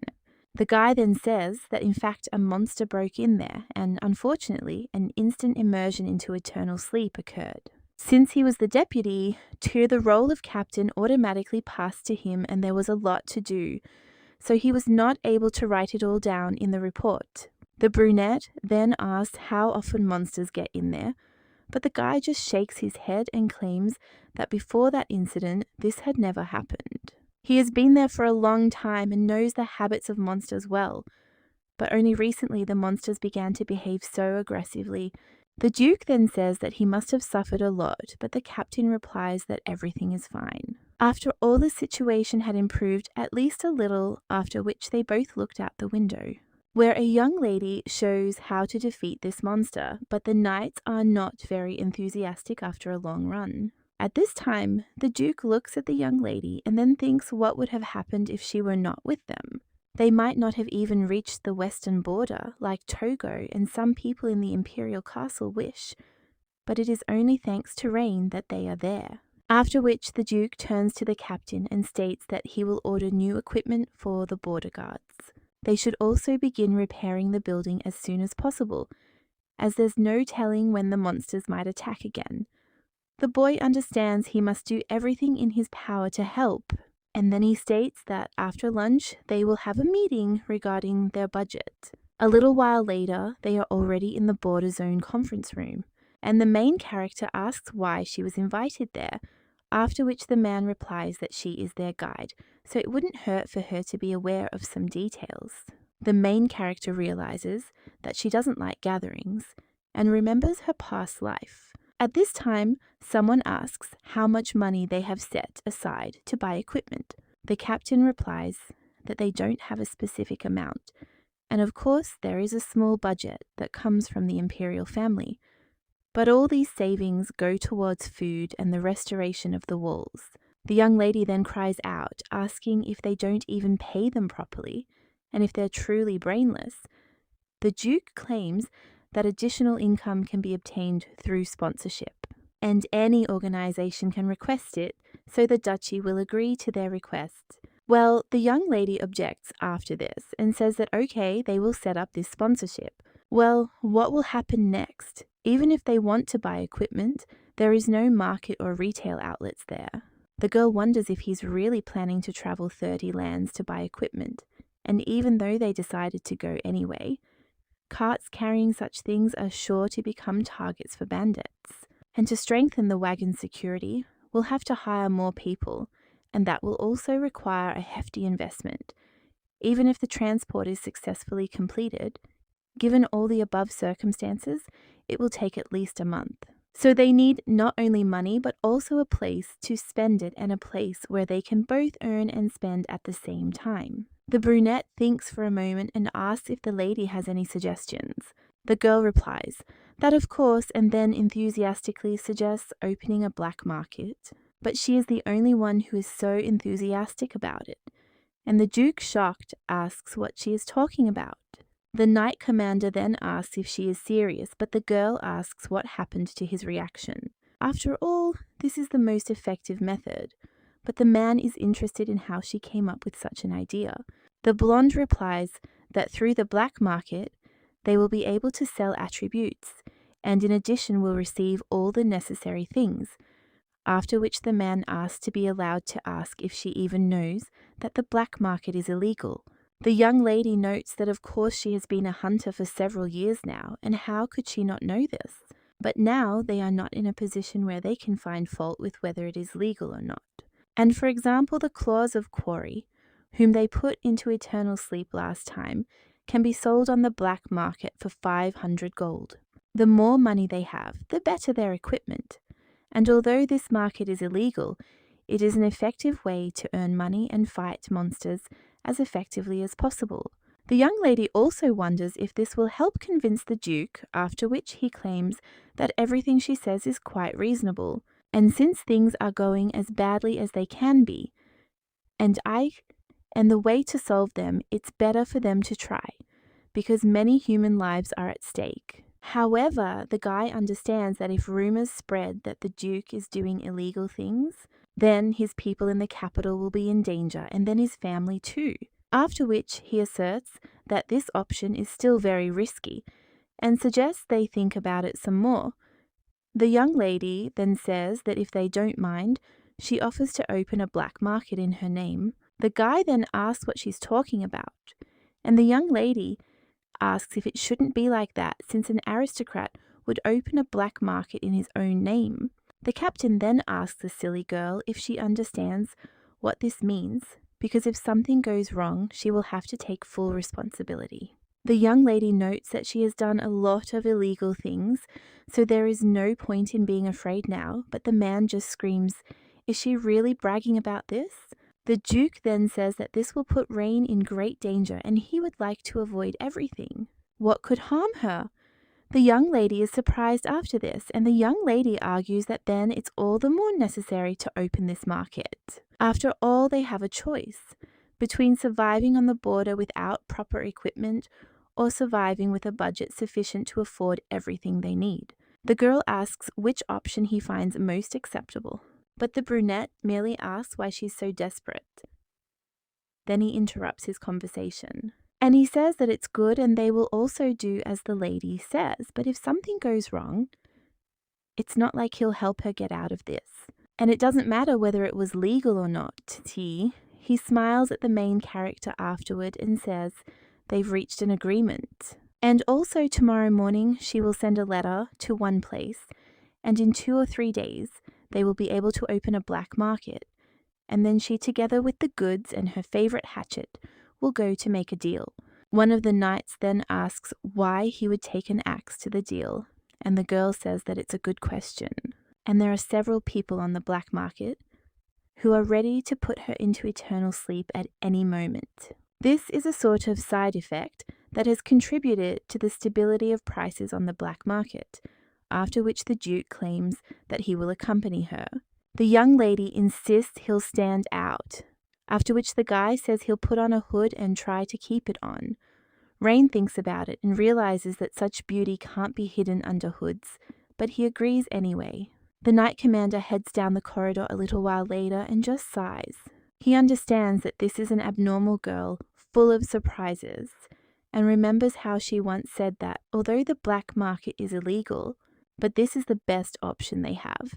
And the man also understands that the girl is planning to open this market in her own name. He didn't think that the young lady would voluntarily get involved in such a dangerous matter. However, he had noticed it last time. That Rain is a good person, after which he also happens to be in the room to his lordship. But when no one answers, the guy is a little surprised, after which everyone enters the room. However, at the same moment he is shocked, because he sees the Duke and the young lady very close. From the outside, it looks like they are kissing, and the man even screams. A little while ago, the knights were fighting a monster, and one of them cried out that there was no choice, so let them get ready to cut off the monster's head. Then someone cried out how they would cut that thick neck, while his interlocutor cried out that the magic stone was hidden from their sight. So all that remains is to behead the monster. The young lady then turned to Hugin, and she asked if she should go down with an axe. But the man told Vitya no, and that it wasn't her place to hunt yet. The young lady only got angry after this and screamed that this was already their 6th raid, and she had not put a single monster into eternal sleep. So she was wondering why it was not possible. Well, the man then asks what she thinks. Where is his magic stone? Because it seems to him that it is hidden somewhere in the transfer. The girl understands that it is in the right front paw, but thinks how amazing this is, and maybe she should shout that she sees a magic stone. Well, then the lady understands that she will only make her situation worse, because last time there was a considerable commotion when she single-handedly caught the monster. The girl also wonders why she can't take part in the hunt, because no matter how much she asks, she can't get a clear answer. After which, the young lady says that she cannot bear it any longer, and then throws down her axe altogether. It hits the rock, causing the monster to scream and fall.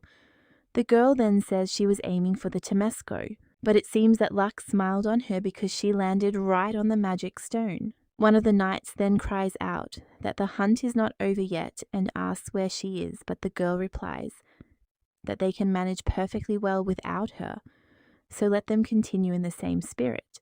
The young lady also understood that she needed to ask the Duke about this directly. At this time, the man was sitting in his office and filling out important documents. But at that very moment, the girl burst into his room, causing him to shudder. The Duke then asked the girl what brought her there, but she replied that she would take part in the hunt. Clive replied that it was enough that she was doing her duty as a guide, since they had enough free hunters. But the girl then screams that this is sheer nonsense. The young lady also points to the knights on the street, and he screams that a complete nightmare is happening there. The Duke is only embarrassed by such closeness, and he realizes that if he thinks about it, Rain has the same hair as the crown prince, and although the aura around her is not as luxurious, there is still some kind of warmth emanating from her. The main character then cries out to the Duke, but he only turns away and says that he refuses. The young lady asks why, after which the guy says that this is not the problem, and in general he asks if she could move away. But at that very moment the commander enters the room. Then the two turn to him and he's shocked. He cries out, "Is this girl crazy?" And he asks what she's doing, but she shouts that this is honestly a misunderstanding. Well, the commander yells that she just did it. The Duke then claims it was a misunderstanding and nothing happened.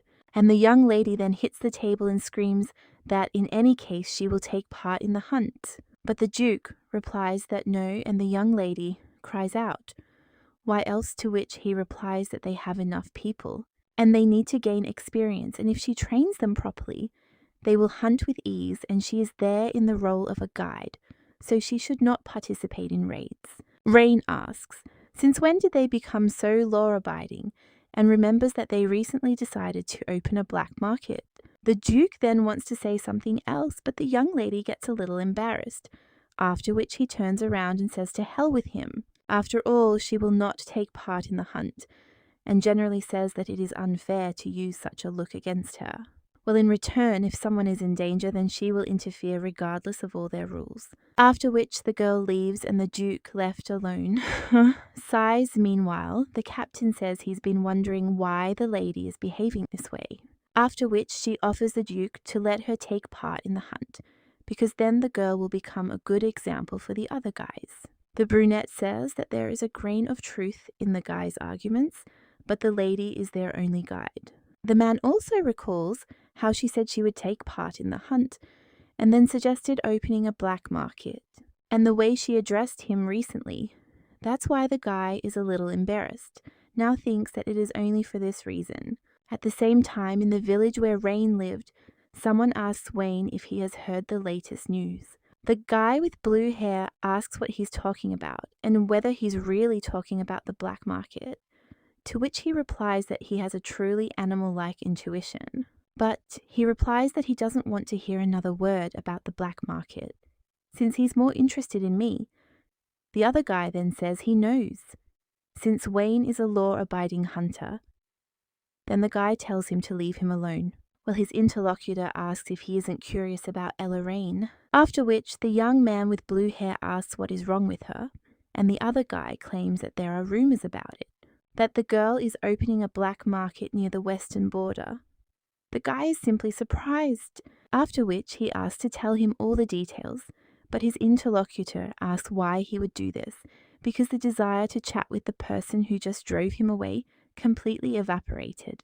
Wayne is silent for a moment after this, and his interlocutor then says, okay, he was just kidding, as the guy himself knows Rain doesn't do black market deals. Well, recently, rumors started circulating that she was selling Quarry's claws. The blue-haired guy thought for a moment after that, and he understands that many will come running to get such a rare attribute. But if this happens, it'll be a bit bad, after which the blue-haired guy asks if he knows where it will happen. His interlocutor replies that they say it will happen on the other side of the border. Wayne, hearing this, immediately runs away, exclaiming that he's grateful. His companion then asks where the guy is headed. He just runs as fast as he can and understands that he needs to hurry, otherwise Rain might get hurt. At this time, the main character is in one of the rooms, but at the same moment someone comes to her and asks about her. What did she threaten the messenger with? The young lady asks what they're not discussing right away and what kind of absurd questions these are. The girl asks if they talk about the threats about the veterinarian. She has not threatened anyone, but the guy only suggests that she not lie because they took her message 2 days ago. And he wonders if she really believes that he managed to deliver her letter, having covered an unimaginable distance in just 2 days. So let the girl look at his haggard face because he lost half of his weight. The young lady then says that he is apparently a very talented messenger, but the captain only says how shameless she is. The messenger, with his last strength, hands over the letter and sees he's brought it. The captain then suggests he not waste his energy on words as he needs a rest. The young lady then takes the letter in her hands and says that the guy exceeded all her expectations, so he is a great guy.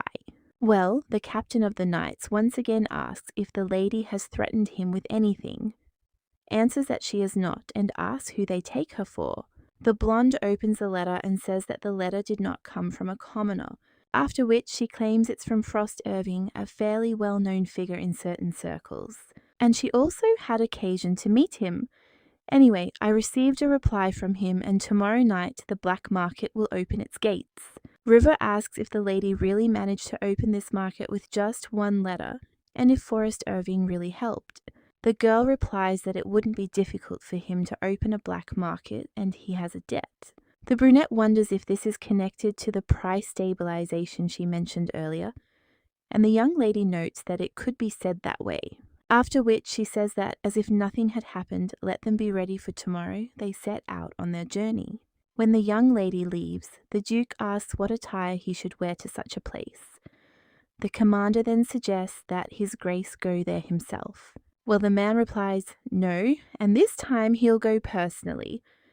The commander is about to say she's a crazy girl, but he pauses and asks if the Duke is worried about the people who hold a grudge against Rain. The man replies that he is too, but he has a different reason. After all, they have to cover themselves, just in case, because the black market should be the only illegal act they commit. After which, he asks if the captain thinks that this girl will listen to him. The man then remembers how they don't get along and falls silent, but his master insists that they need to get ready. He also thinks that the hood will be enough to hide his identity, so now he will go and check with the magician. The Duke also asks if the man knows where he is now. The captain replies that he's most likely in the research room in the basement, after which the Duke says that it is good and he will be there soon. And the captain turns to his lordship with a little surprise, after which they wonder if he's really in a good mood. The next night, the main character stands in front of the Duke and looks him over, after which she asks what he is wearing. After this, the captain only gets angry and asks why the girl addresses his lordship informally. Rain replies that he himself allowed it, but the captain says what kind of senseless lie is this, because his lordship would never do this. However, the Duke claims that it is true.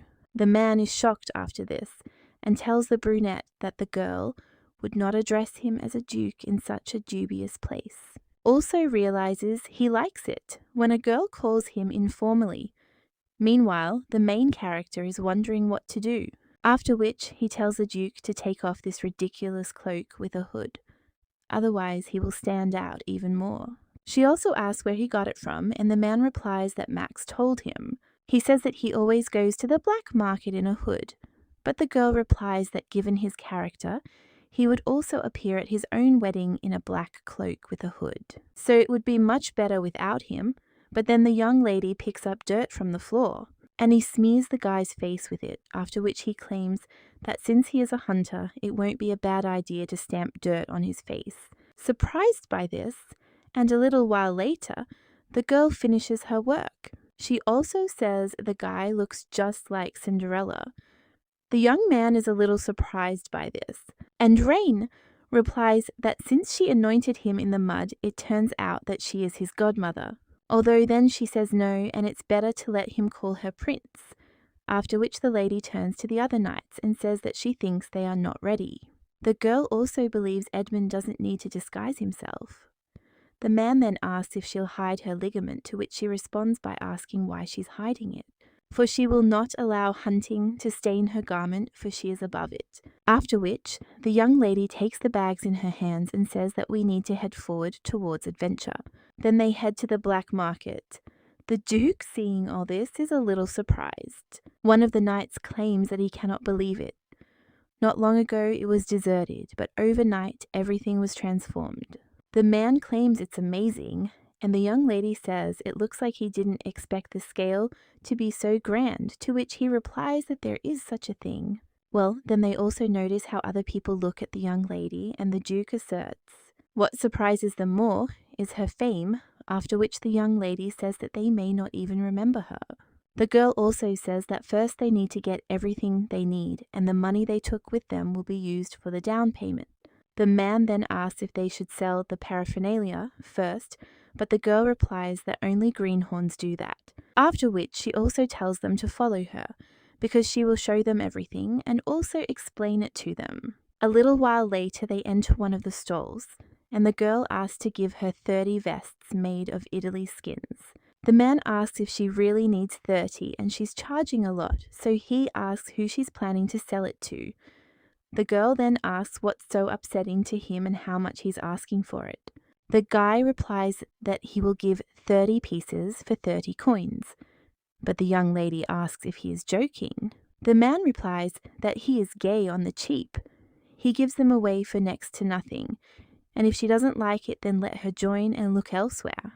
The girl replies, "That fine, she'll do just that," and then tells Cinderella they're leaving. The man cries out, asking if she really intends to leave and let her name her price. The young lady then offers 17, and they haggle further, after which the man exclaims, "What a pain she is," and he will sell it to her for 20, but nothing less, after which the young lady tells him to measure out 30 pieces for them. And when they leave, the man screams so that his eyes will never see this swindler again. At this time, the Duke is wondering what the point is in this. Why did she suddenly start buying everything and then selling it? The young lady at this time only speaks of 3 gold coins, after which the Duke is a little surprised. And the girl replies that they will sell their attribute, and these vests made of idol skin will go for 3 gold. After all, these people will get wind that they have some money and will double the price. But she had already been burned by this trick and learned a lesson. The girl also says that be that as it may, she suggests stocking up on weapons and traps for monsters, after which she says that Cinderella should not lag behind. A short time later, the young lady hands someone some coins and claims she'll deliver the rest as soon as they receive the goods. The guy replies that they'll ship everything by tomorrow, but he wonders where they are ordering it to be sent, to which the young lady notes that it is to a hut on the road to the Nifel Gorge, between the border zone and the village. After this, the guy asks if they really consider the Rock a gang of robbers, and he asks why she needs so many weapons, but the young lady looks at him coldly after that. The guy screams that whatever the reason, it doesn't concern him, after which he wishes them a good evening. And the main character only says that this is how the curious barbarian's nose was torn off. At this time, the main character approaches her colleagues and tells them to take it easy because they won't be able to hold such a heavy weight with their frail little hands. She also claims that everything seems to have been purchased, and all that remains is to sell the item. After which she tells Cinderella and Edmund to wait there while she goes to make the deal. Clive then asks why the girl calls him Cinderella, whatever that means, but the girl replies that she cannot call him Winterlock, and that this is his secret name. Well, the man then says that the name looks too much like a girl's name, and the young lady thinks that he is smarter than she thought. The guy then suggests calling him simply Clive instead. The young lady is a little embarrassed after this, and she is about to call the guy by his name, but wonders if she can address the Duke by his name. After which she finally calls him and thinks what an unusual feeling she has, because when she called him Winterlock, there was no such strange feeling, and now she has the feeling as if they have become closer. But she is quite happy with this, and the girl thinks that this is how she calls her favourite by name, and it is not surprising that some fans pit their idols against each other. After which the young lady says that he can also call her by name, or also states that she has gone, and they can follow but let them keep their distance. The girl also says that they better pretend that they have no idea who Elleraine is. After which they move on, and at the same moment everyone is whispering whether this is the same Elleraine. The Duke understands that this girl attracts the attention of everyone around her and finds herself in such a situation. She seems completely different from the one he knew all this time, because the Rain he knows is different. Well, then the guy also thinks that he will not forget his head with empty thoughts. Well, as he moves on, he suddenly hears someone angrily calling the young lady's name. The Duke then turns around and the knight asks his lordship what happened, to which he replies that nothing, but then he also thinks who it is, and this man said the girl's name with obvious malice. He also recalls how one of the knights asked why she made a deal to take the axe, and the girl replied that it was a good question, after which she replied that there were several people on the black market who were ready to put her into eternal sleep at any moment. So now the Duke starts running, very worried about the young lady. The girl opens the bag at this moment, and she tells people to keep in line because she will sell it to the highest bidder, after which she will ask who is ready to buy it. One of the guys shouts that if this is really a carpet claw, then he will take one for 20, after which a crush ensues. The young lady simply wonders who they think she is and whether they really think she's a simpleton. Then the girl tells them not to even hope. But at that very moment, someone offers a bet of 1 gold coin, and he claims that he will buy everything for 1 gold coin, after which he also says that they finally met. But he had been waiting for their meeting. The young lady was surprised after this, but still wondered who he was. After all, he doesn't look like a fellow villager, and then the girl starts listing some names. But then he suddenly says that he is the same impudent man who once challenged her. People in the crowd at this time say that the clothes and emblem look familiar, after which someone asks if he's a gala. The main character asks what it is.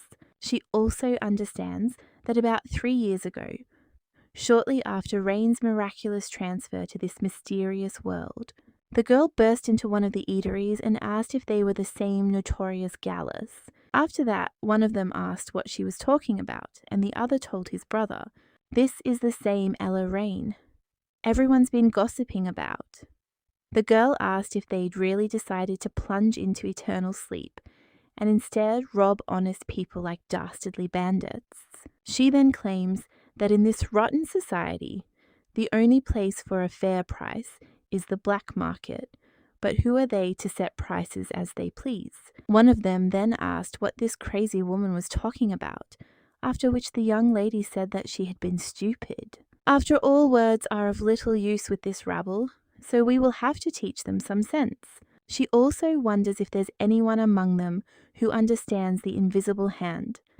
This metaphor is a creation of the great Adam Smith, a luminary of economics, and that's what it meant in his mind.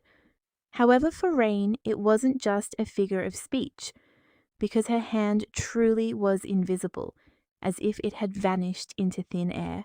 And since there were no severed bodies, there were no casualties, but terrible nightmares tormented the Gallas family every night. Now the man claims that much time passed, but they overcame these unfortunate hardships and were able to be reborn.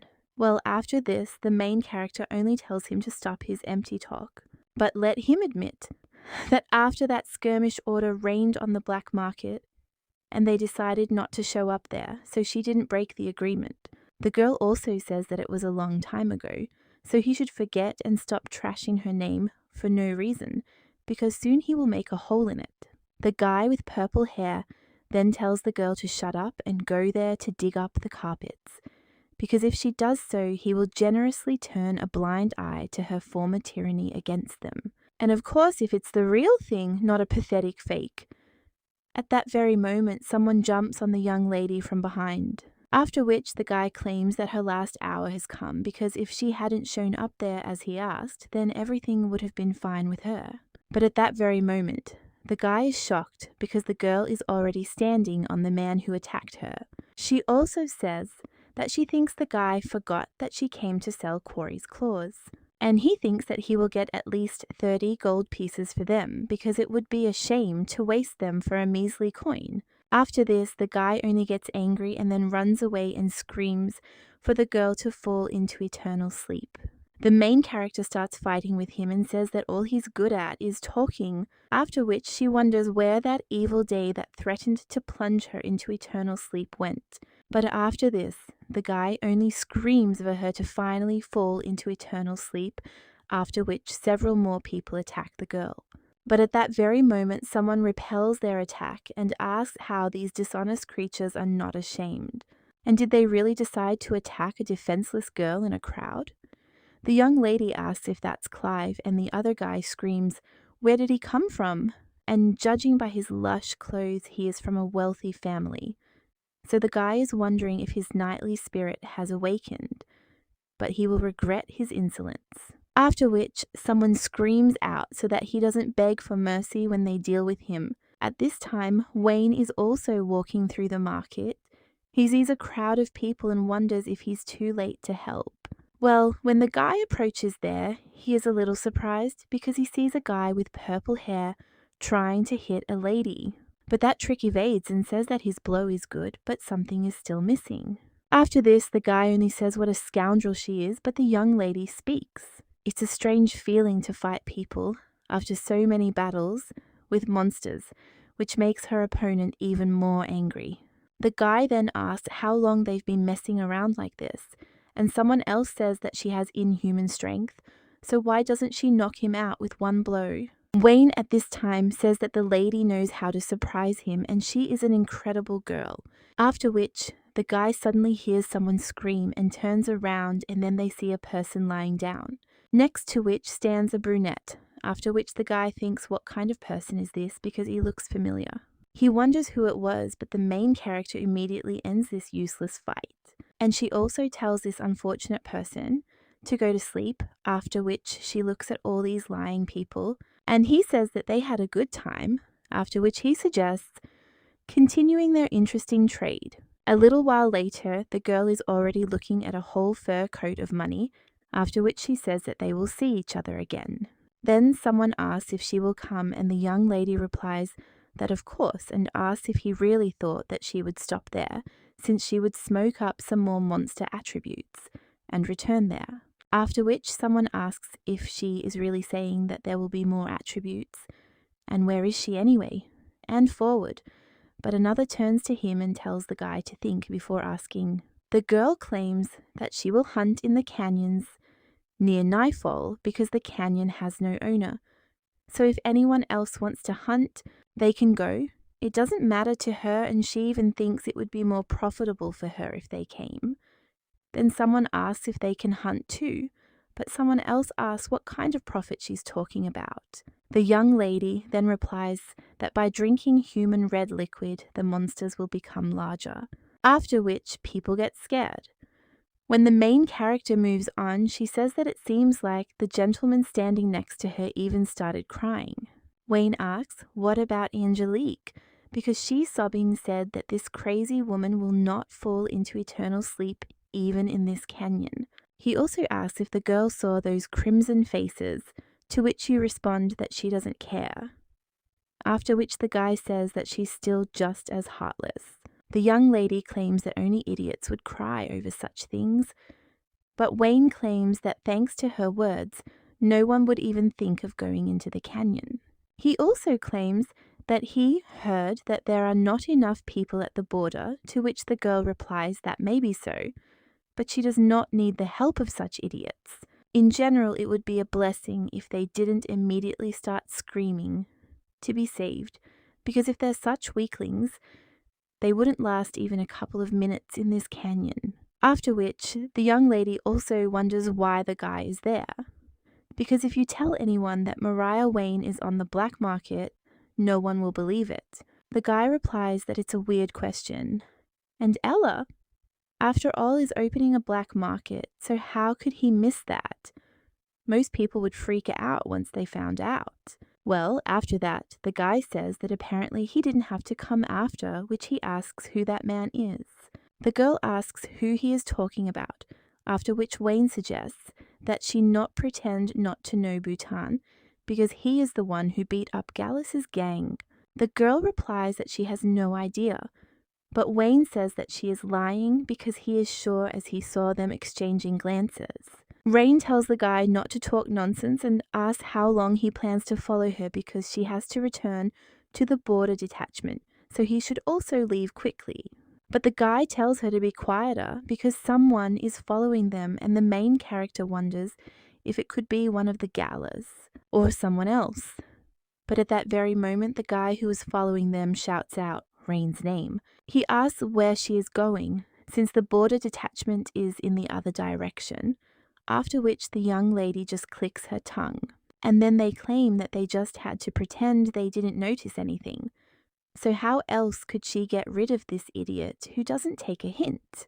The guy with blue hair then screams out she called him by name, and after all you have to look for such a memorable person as he, and after all he was also worried about her.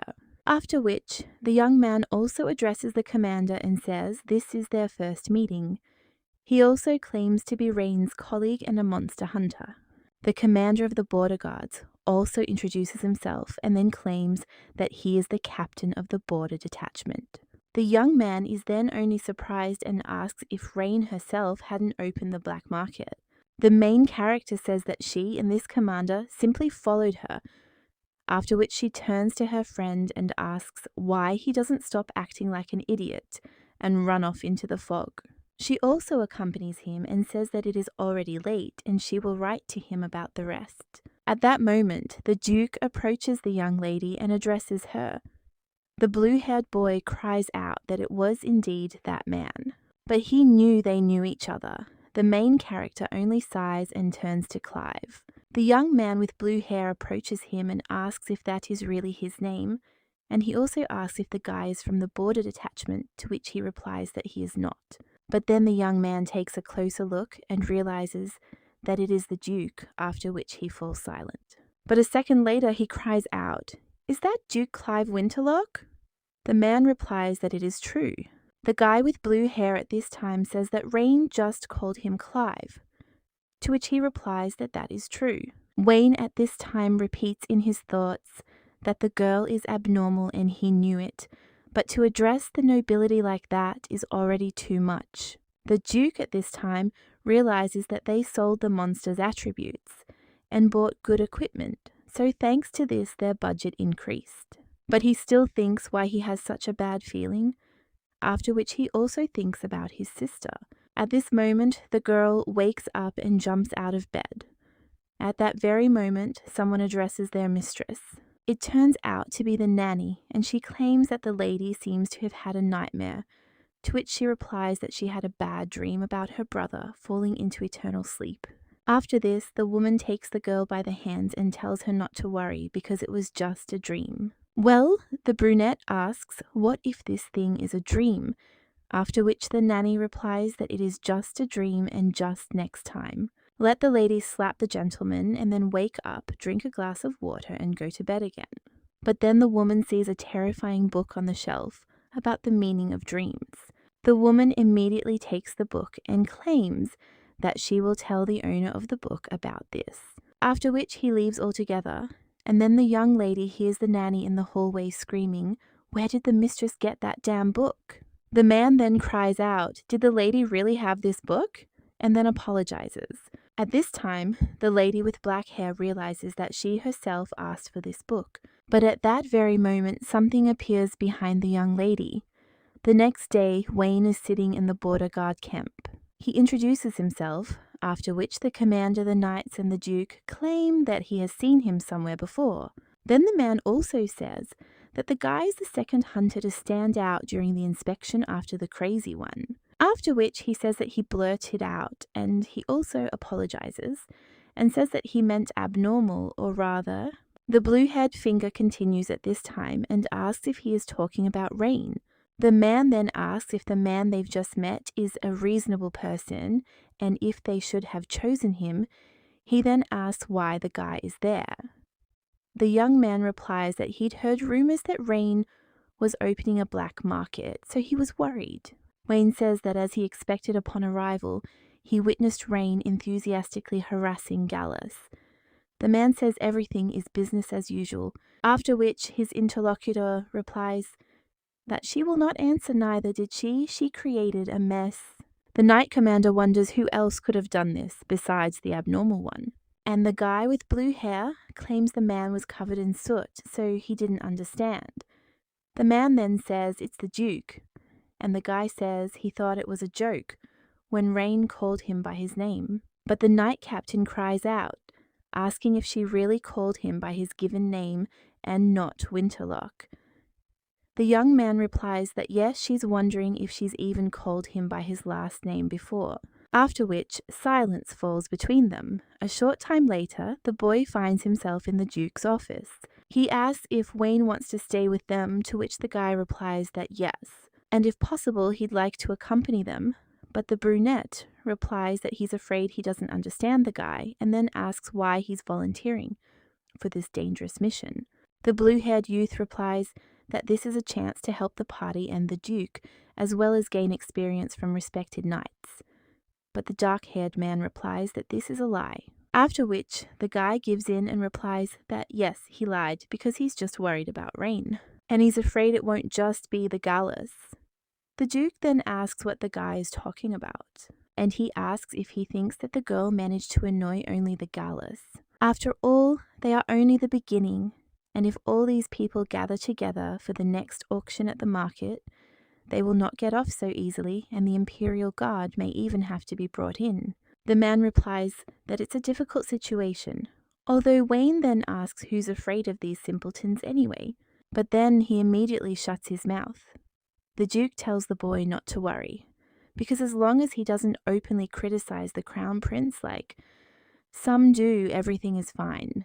At this time, the main character is arguing on the street with the commander, and the guy with blue hair is wondering if the girl really criticized the Crown Prince right in front of the Duke, after which he inquires how the young lady survived to her age. But in general, he claims he can help identify enemies if they appear, and try to resolve everything verbally, after which the brunette says the guy is quite confident. He replies that he and Rain have been hanging out together for 3 whole years. The Duke then says, okay, the guy's hired. He also orders the garrison commander to assign him a room. The blue-haired youth is delighted and thanks his master. But then he gets up and says that since he is there, he can willingly help. But the man tells him not to bother. After all, no one, except for the knights and the border guards, no one will hunt monsters. The same applies to Rain. Wayne is surprised by this, and a short time later he is already standing next to the young lady. And he understands that even though he said so, he is still wondering if they really won't do it. The girl then asks him if he thinks they have a choice. He then says he doesn't believe it, because banning Rain herself from hunting would be too much. But he still wonders why he did it, and whether it was simply because they are civilians, to which the lady replies that it seems so. She also claims that one can only intervene if there is a threat to the knightly squad, and that's all. At this point, one of the knights approaches the lady and asks if they are really allowed to wear this armor. The girl replies yes and wonders what else it's used for. After all, this is just basic equipment, and let them tell her if she needs anything else, she'll buy it next time. The knights immediately thank the lady, but she says that if they are so grateful, then she can expose herself on the next hunt so that she can intervene and help, after which they say how cruel she is. The blonde claims that even if they can't do it, she will soon forget how to hunt, although they have already learned to catch monsters themselves. The girl steps forward and insists it's a tragedy. Meanwhile, the Duke is in his office wondering how this could have happened. He looks at the book and wonders if they really said that the monster came through the window, and that means this creature was flying. Someone who can not only fly, but also see a target behind glass, after which he sees such a monster in a book. It's called the Trista. This monster is 5 meters long from head to tail, and it dives from high above and attacks people with its sharp beak at incredible speed. After which the man says that this seems to be true, but he realizes that the skin itself is not hard, but the whole body is covered in mucus. Climbing it, like Corey, would be problematic, so he thinks it's good that there's already a lot of information about monsters there, but it's still a pity that there is no way to learn how to deal with those that have not yet been encountered. For example, the monster he is looking at now is a flying monster covered in caustic slime. The man wonders how difficult it will be to chop off his head and what to do with him. At that moment, someone enters the Duke's office, and he says they've assigned a room to Wayne. The man replies, "That's good," then asks why the captain is so pleased, and if he really liked this guy. He replies that he is very reasonable, and he thinks that this young man will calm down that crazy woman a little. He also claims that these two are still friends, and the girl, of course, says that he irritates her, but at the same time does not push her away. The Duke thinks for a moment and then asks if they gave the mage the ingredients they bought on the black market. The man replies that he did, and as soon as he saw them, he snatched everything and immediately disappeared. The brunette replies that it's good, and the captain watching him wonders what kind of facial expression this is and what kind of abrupt change of topic this is, after which he turns to the Duke and asks if something is wrong. But at that moment the man is very surprised. After all, he sees the monster written about in the book flying towards him. Brunetta turns to River, and he screams for him to immediately inform everyone and bring the magician there, to which he agrees. And the Duke, looking out the window, realizes that this is Trista. At this time, beyond the western border, the main character also notices this monster, after which she screams for everyone to disperse, because he will aim at the places of concentration. At that moment, a guy with blue hair runs up to the young lady and asks how to destroy this monster, since he hasn't fought them yet. The young lady replies that she doesn't know yet either, and that time he simply crashed to the ground. After which, the guy simply curses and hands the girl his sword. The young lady asks if he bought it on the black market, and he insists it's better than an axe. After all, it's a critical moment, to which the young lady agrees. Meanwhile, inside the fortress, one of the knights shouts for Catherine to go to the command center with the remaining troops. Have Lisa check the number of wounded inside the fortress. At that moment, someone turns to Sir Sharon. It turns out to be the Duke, and he's asking where the commander is. The guy then yells that the commander is there and points at him. The man carries the magician on his back, and he only cries out that he said that he could get there himself, so let him put him down. The commander of the knights then says that it doesn't matter and let him do something, but the young man replies that he doesn't know how to attack, after which the man asks what he can do, to which he replies that he doesn't even know and can try to hypnotize the birds around, although it won't really be an attack. But if they collide, then this can help, after which the magician says that it seems he can. He also needs to change the formula a little, after which the commander asks how many casualties it will take, to which the guy replies 5 minutes. River claims that this is excellent, and to have another knight guard him while he adjusts the formula. A little while later, someone shouts that the barricade is open, and someone else shouts for everyone to get inside, except for those who are following the Duke's orders. The girl also starts the countdown, but then asks where the other two are, after which everyone hears the monster approaching. The border guard captain asks where Rain is going, as they need to retreat. But the young lady only jumps to the floor and then cuts down the monsters in the air, but wonders if there are more there. After which she sees one of them fly past the barricades and curse. At that very moment, someone turns to the young lady and tells her to go there.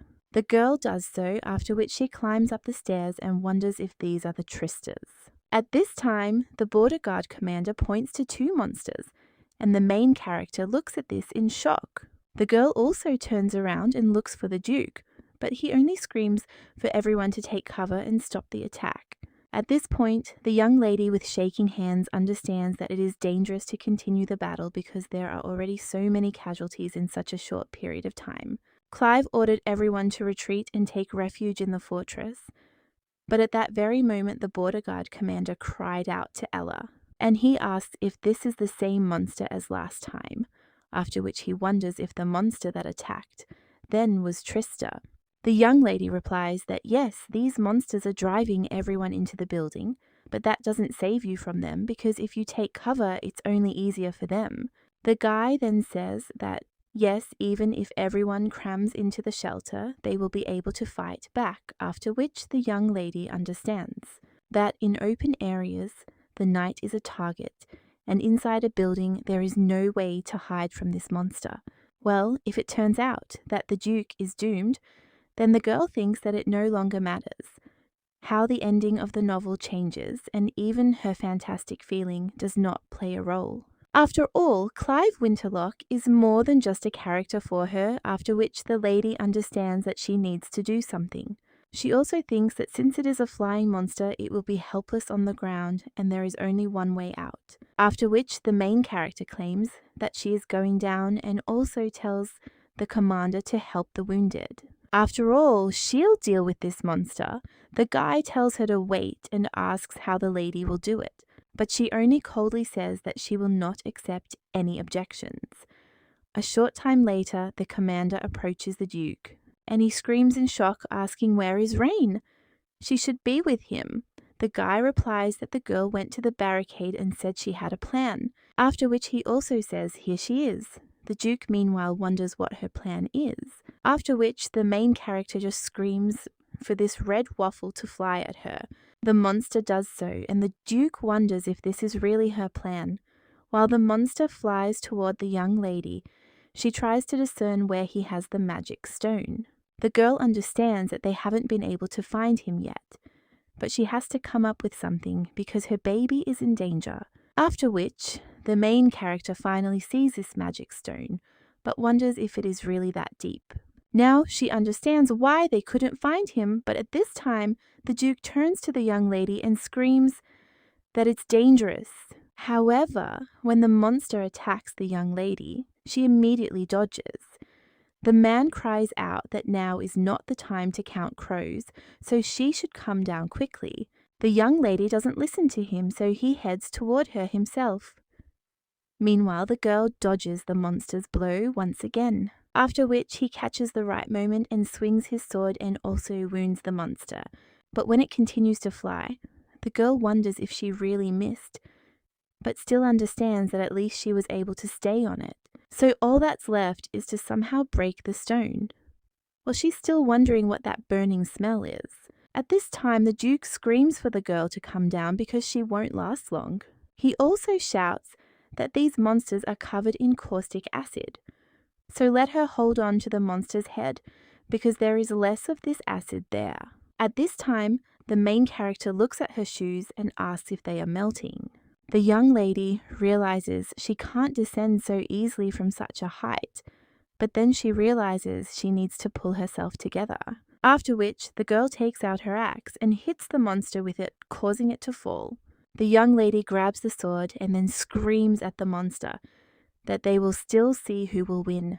At this time, the Duke runs up to the captain and says how good it is that he is okay, but the man cries out that he needs a bird. The magician then asks what he's talking about, and whether the gentleman is really planning to fly.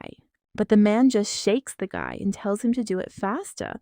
Then the guy asks why so abruptly, and asks where Rain is. The main character is still trying to put the monster into eternal sleep, after which the magician immediately begins to conjure the bird and creates her. He cries out that he slightly changed the formula for its creation, and he can fly higher than usual. Well, the man tells the boy to make a bird that can also fly higher. That's not enough. The magician asks what he is talking about and says that it is dangerous, but the commander of the knights shouts at him to do as the Duke orders. The man understands that he probably wants to fly to Rain, and of course the Duke is taking a big risk if something goes wrong. The monster may grab him, but one cannot ignore the fact that the informal one is in trouble because of their weakness. After which the man says okay, and first let the guy lead him to Trista as close as possible but quieter. After all, if he notices, trouble will follow, which the magician agrees to. After which the man turns to Sharon, and he tells him to follow him because they will be covering the Duke from below. The guy agrees to this, after which they move on, and the man thinks that at least all this will work out. At this time, the Duke flies up to the young lady and addresses her, after which the girl asks where he came from. But the man only tells her to come down as soon as he gives the signal. The main character asks if she should go, and he understands that this is not a bad idea, and of course she could use his help, but now is not possible.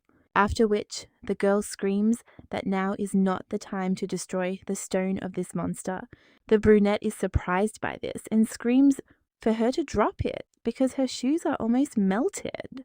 The girl understands that this problem has already eaten away at the dogs, and that the acid will soon reach their feet. After which the young lady finally sees this stone and hits it with all her strength, causing it to break and the monster to begin to fall. The main character also loses her balance and falls off. The young lady realizes that at this rate she could fall into eternal sleep. Well, then she sees the Duke, who extends his hand to her and screams for the girl to grab it. The young lady does so, after which they descend to the ground. A short time later, the knights run up to the two and ask if they are all right. But at that very moment, someone else runs up to them and asks if they have seen Rain and if she is okay. Shakes the commander with all his might and screams, "Where is Rain?" The main character responds and claims she's fine. The girl also tells this idiot not to grab people, after which the young man lets the commander go. And he goes to the young lady and also says that thank God she is safe, but he almost had a heart attack while watching her fall. The Duke looks at his hand and remembers how he grabbed the girl's hand with it. He was so scared he might not have grabbed it in time. So now he says that he is so glad that it worked out. But at the same moment the commander turns to the Duke, after which he asks how many are wounded, to which River replies that 16 people were wounded, but they are curable with potions, and only 5 knights have serious injuries. Lance quickly used his elixirs, so there is no threat to their lives, but it is still better to take them to the capital for a full examination. The brunette then asks if this means that all the hunters are alive, to which he replies that there is one person who was seriously wounded in the first attack. And since he couldn't move on his own, he was taken to a shelter, so he sent knights to see how he was doing. The Duke then says they're all doing well and should have been better prepared for situations like this. The man also asks where the monster fell and suggests they find it. Wayne, meanwhile, tells Rain to stay there and let him treat her. He also tells Lance to stop whining. At this time, the main character examines the monster and asks if his claws are worth anything. The blue-haired guy asks if that's really all she's interested in right now. She replies that, of course, and it's better for them to be as expensive as possible, since they still have to pay for the building renovations in case he didn't get it. The young lady also swears and asks how this monster had to fall with his carcass right on the fortress. The Duke, watching all this, only smiles, and a few days later, the knights begin repairs. His office at this time, after which he turns to look out the window. He realizes they all survived the monster's attack safely, and aside from the wounded, everyone was involved in the repairs. However, even if they sell all the monster's paraphernalia, it will be difficult to cover the repair costs.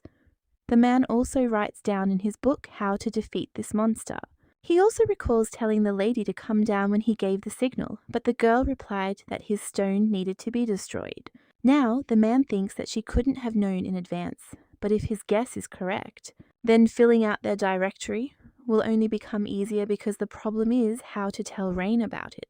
At that moment, someone turns to the Duke and he tells the man behind the door to come in. It turns out to be the captain of the knights, and he insists that's the case. But at that very moment, the main character bursts into the office and screams at Clive. After this, the man says what a wretch she is because he said to wait until he reports to the Duke.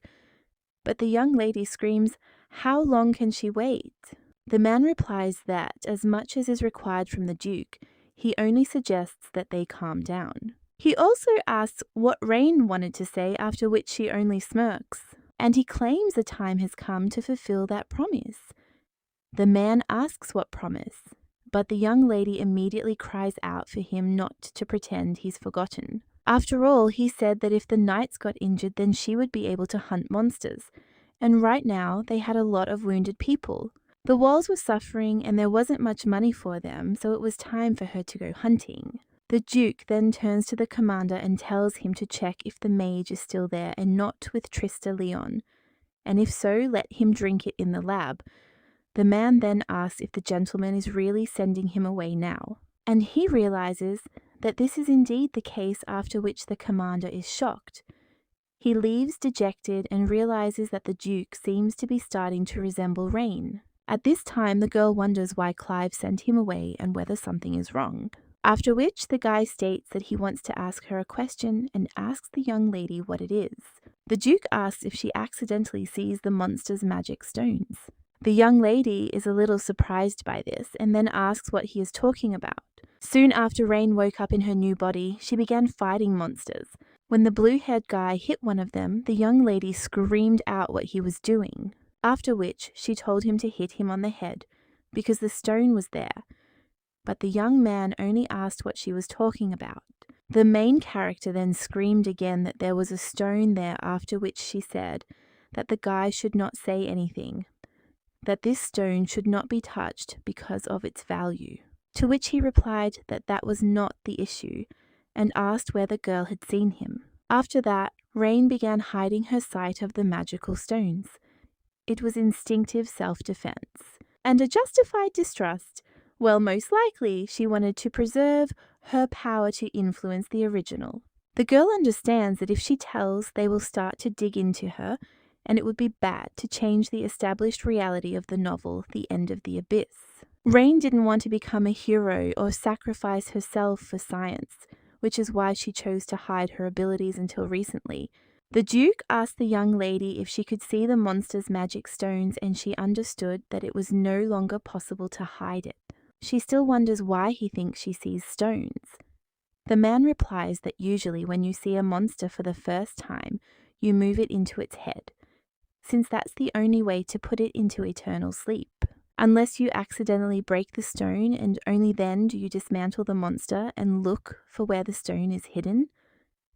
After that, you already know where exactly it's best to hit the next time you meet. But when he looked at the body of this monster, he noticed that they didn't even try to chop off the head, and the cuts were right in the right place. So he thought that she had special abilities that they didn't know about. The young lady thinks that there is no point in making excuses, and that it won't work there by chance. But fortunately, the Duke is not the kind of person who will chat about this, after which she says that he is right and wonders what next. The man then hands her a book and tells her to take a look. The young lady wonders if this is the same reference book about monsters. The brunette replies that yes, it is filling up quickly, but it is still far from finished. She will have to continue hunting, but as she knows, this attack has put many hunters out of action, so insisting on removing the guides from the hunt any longer is pointless. Therefore, it is necessary to terminate the conductor's contract and sign a new one, after which the man asks if she agrees. He also hands over this contract and tells the girl to read it and then sign it. The young lady asks if he added anything strange, and when she joins the squad, she always reads every page of the rules and conditions. The man replies that he doesn't understand what it's about, and that there's only one page, so let her read as much as she wants. The main character does so after this, but then wonders what it is. And what's with that ridiculous point about hunting with Clive Winterlock himself?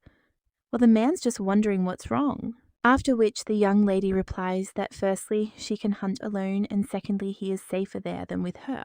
The Duke replies that he knows she can hunt alone. He realized that during Trista's attack, that Rain has the necessary skills for hunting and unique abilities, but still, she has no knowledge about the newest monsters, after which the main character just gets angry and asks what he is talking about. The man replies that there are a lot of monsters around, which, like the Tristas, it is not yet clear how to fight, and if she attacks thoughtlessly, she can get hurt, and she also needs someone who will tell her about new monsters. So this point won't change.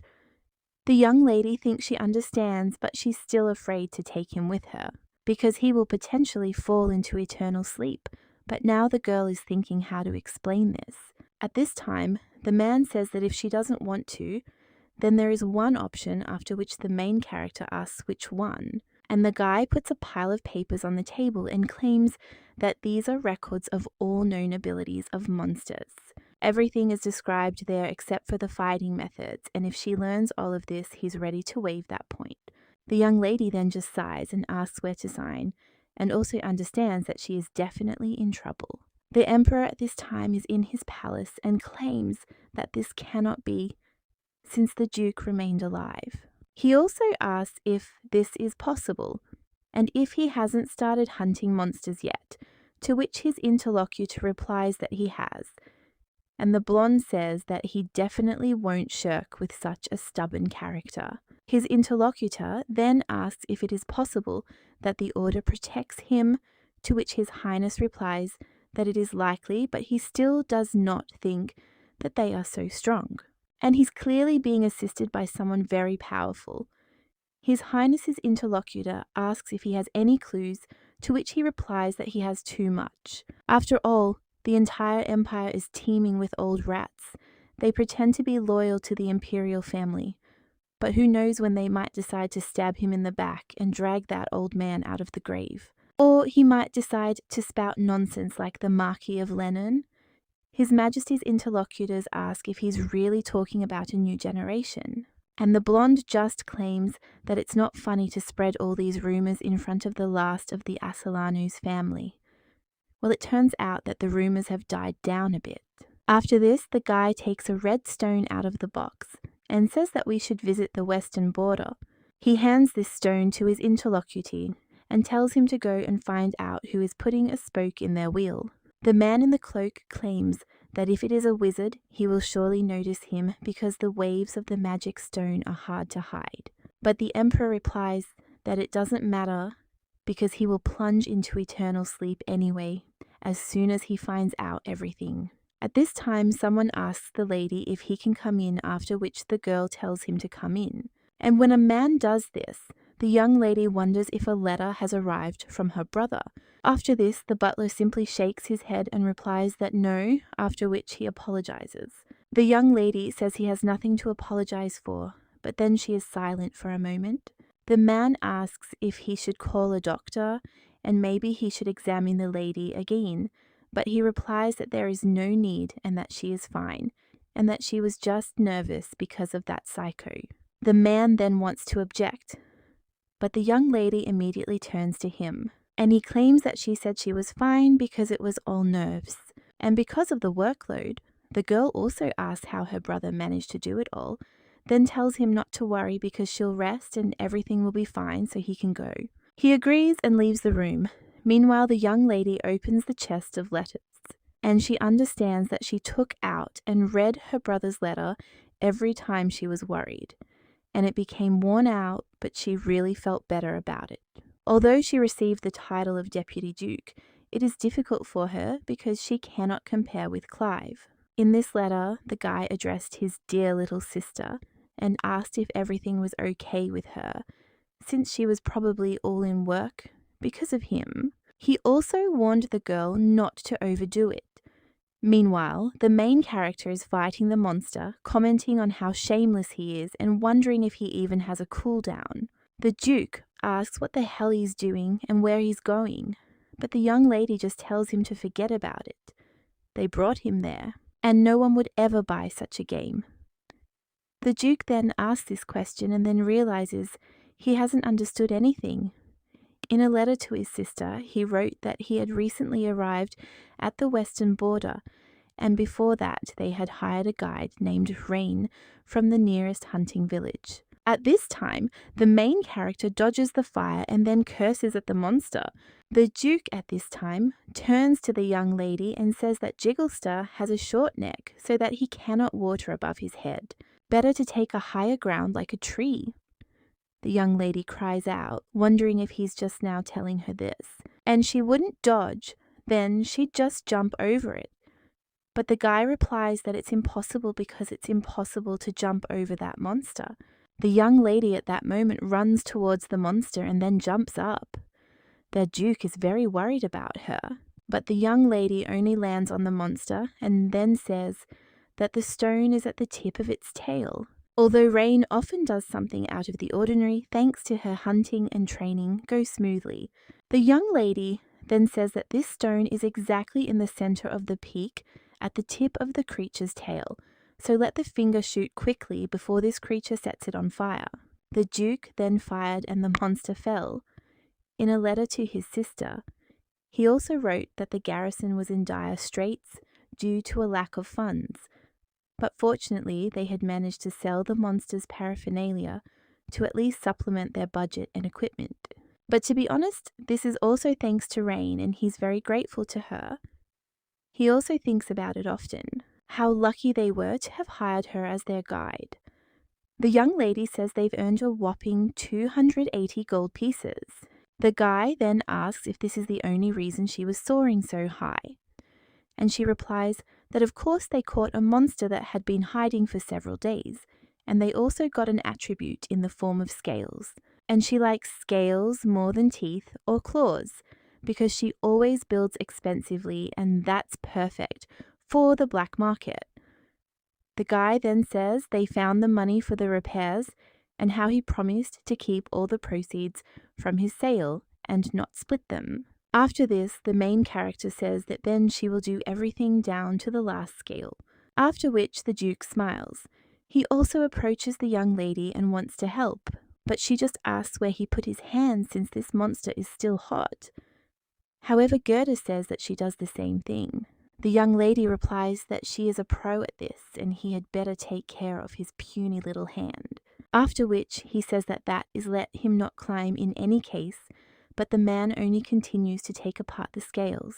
The main character then says that it really isn't necessary, after which she turns to the Duke again. And she claims she was so busy with the monster that she didn't hear what he said before she jumped on him. At this time, the Duke remembers how he said that it would be impossible to jump over this monster. But the girl did it. So now the man is a little embarrassed and then says it doesn't matter. The main character asks if this is true, to which he replies that he was mistaken and offers her to go if the girl is finished. Rain asks if that same Clive Winterlock was mistaken and asks what the reason for the miscalculation was in the end. The guy only understands that the answer is the laws of physics, but says that the lady doesn't need to know that. In a letter to his sister, he also wrote that it had been a slow start, but he thought he would be able to return even earlier than planned, so she should not worry and say hello to the nanny and Albert as well. Now, the guy's sister thinks that it's hard for him there and he must not have written earlier because he wanted to finish as quickly as possible, but this is really surprising. After all, that same Clive relies on someone else, and this is the same guy who brings people to tears by coping completely alone. And this guy not only relies on it, but also praises her for something. And yet the girl thinks, who is this Ella Rain? Meanwhile, someone else is heading to the wagons and thinking it's true what they say that money brings only trouble. He understands that his very presence gives him goosebumps, but he still wonders who this guy is. A little while later, the man was sitting in the tavern, but then someone came to him. He also asked if he was the owner of that carriage outside, because its owner urgently needed a crew for 3 days, so he asked if he would take it. The man understood that this guy, judging by his clothes, was rich. After which he claimed that yes, she was interested in how much they were willing to pay for the rental.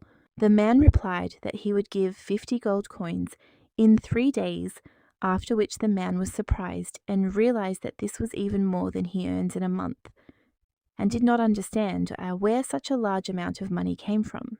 The stranger claimed that he needed to be taken to the western border, after which the man claimed that the road ahead would be dangerous, so he would have to pay extra for it, since this was a problematic place. After which, the guy claimed he'd give them 20 coins for the risk. The man then stood up and didn't say anything about how he thought they'd work together. He also asked if the dispatch would really be right now, and if so, if they could move out. When they went outside, the man told the man to give him his luggage, because he would put it in the carriage, but he replied that he had no luggage. The coachman was then a little surprised, and asked what the gentleman would do for 3 days on the road, since if he planned to stop in some village, he would have to pay extra, but he replied that he did not plan to. The stranger also said that the man should take a replacement driver since the trip required no breaks, and that he shouldn't worry about the passenger since he should only take provisions for himself and the second driver. The man agreed to this understanding that as long as he was getting paid, it didn't matter. After which this man suggested that they go. The man claimed that no one had yet sat in the carriage, to which he replied that this was how it should be. So let them get going already. The guy handed over a bag of money and insisted it contained 50 gold pieces, and he'd pay the risk premium upon completion of the job, so they should hurry.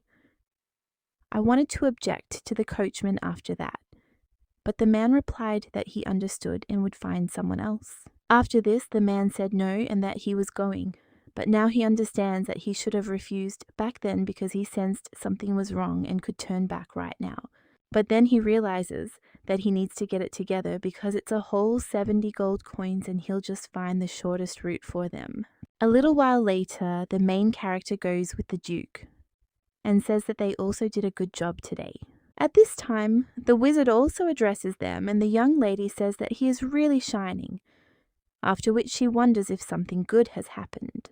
The guy says that the monster attributes they brought are simply amazing, and they can't even imagine what results they were able to achieve with them. The young lady then says that they really can't, after which she places more monster pieces on the ground. And the wizard asks if this time they were brought in smaller numbers and of different types, so they are simply gods. At this time, the main character also claims that they still have the red liquid and the heart, but first it would be better if he gave her what he hid in his pocket, after which the guy asks what she is talking about.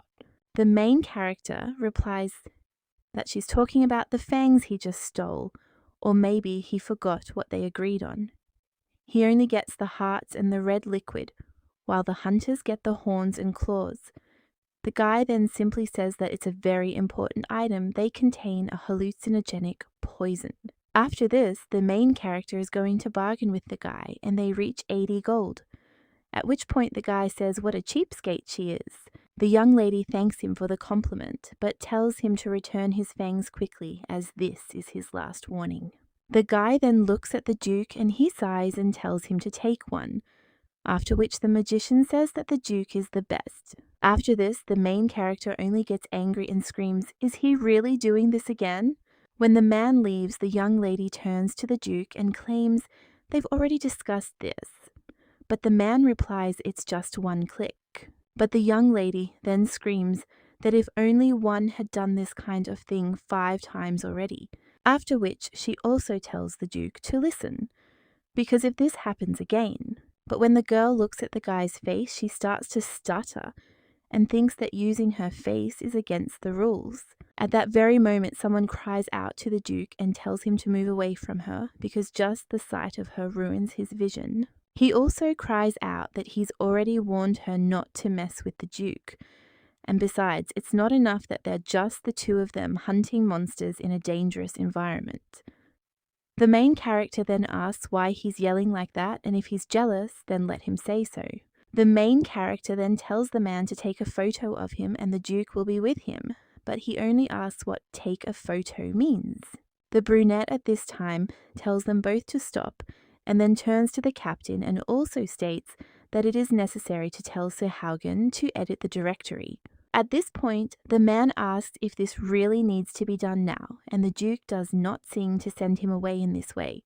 Well, the brunette looks at him as if showing that everything is exactly like that, after which the man disgustingly leaves. The Duke turns to the young lady and asks what kind of letter it is, to which the girl replies that it is from Irving, and that he says that he will reopen the black market in a couple of days. The young lady also says that perhaps this will be the last collection, and that their reference book is almost finished, so maybe they will even leave some of the attributes, and then the knights will be able to sell them when they need money. The main character also asks if they will go hunting tomorrow at the same time, to which the guy replies that yes, well, then he thinks about the last black market. And he claims that he owes the lady an apology for what happened earlier. After all, he agreed to the magician's request without even thinking and without taking into account that the horns and fangs were hers by right. So he promises it won't happen again. The young lady is silent for a moment after this, and the Duke asks what's going on. And the main character says okay, because this is the last time she's forgiving him.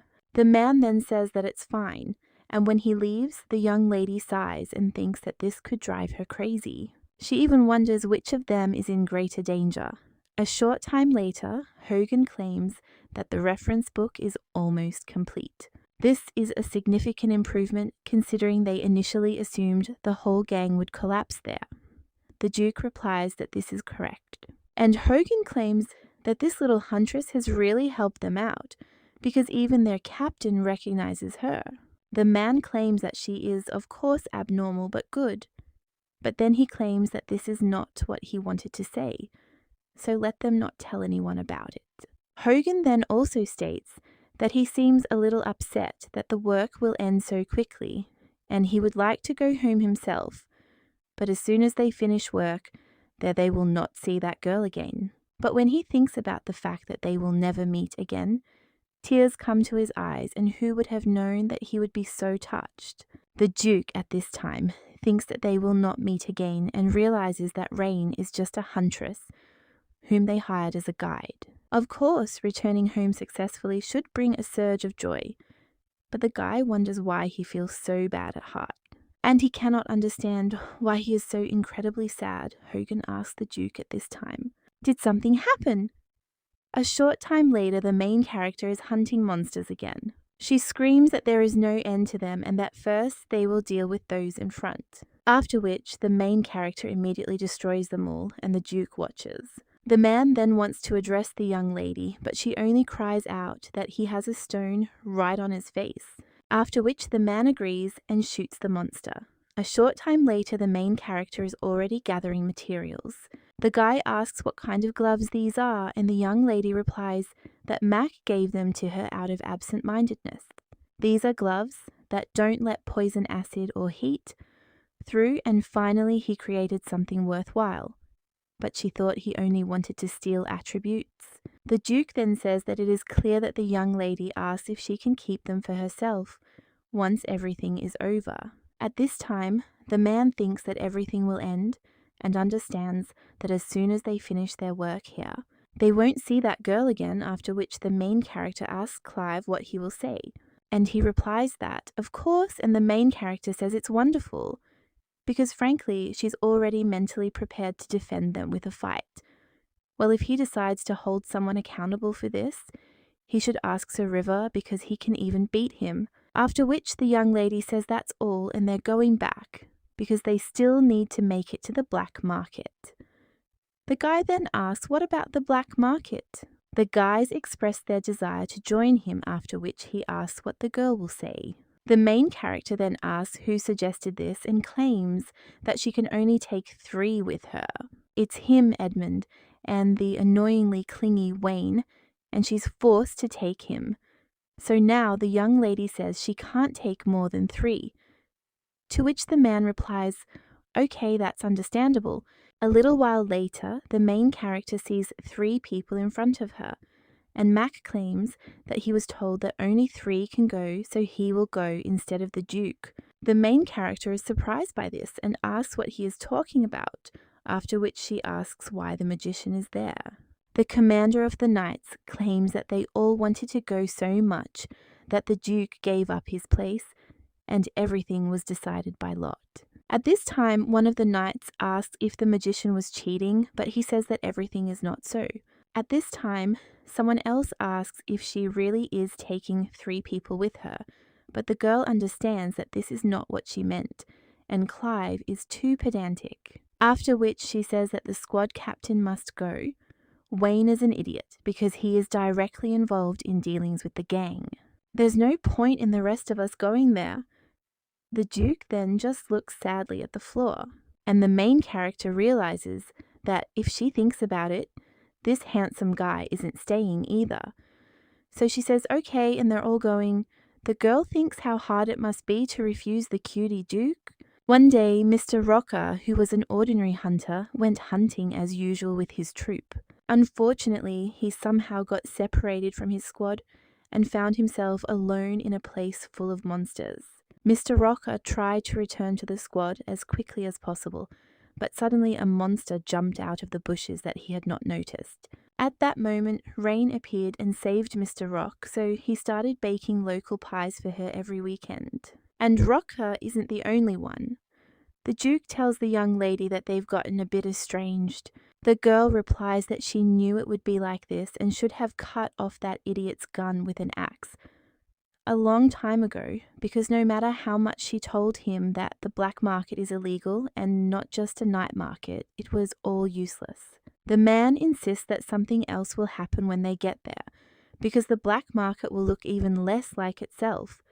But the young lady replies that she doesn't even want to think about it. At this point, the brunette says that at least these stories are interesting, since it's rare that someone is called a hero so often.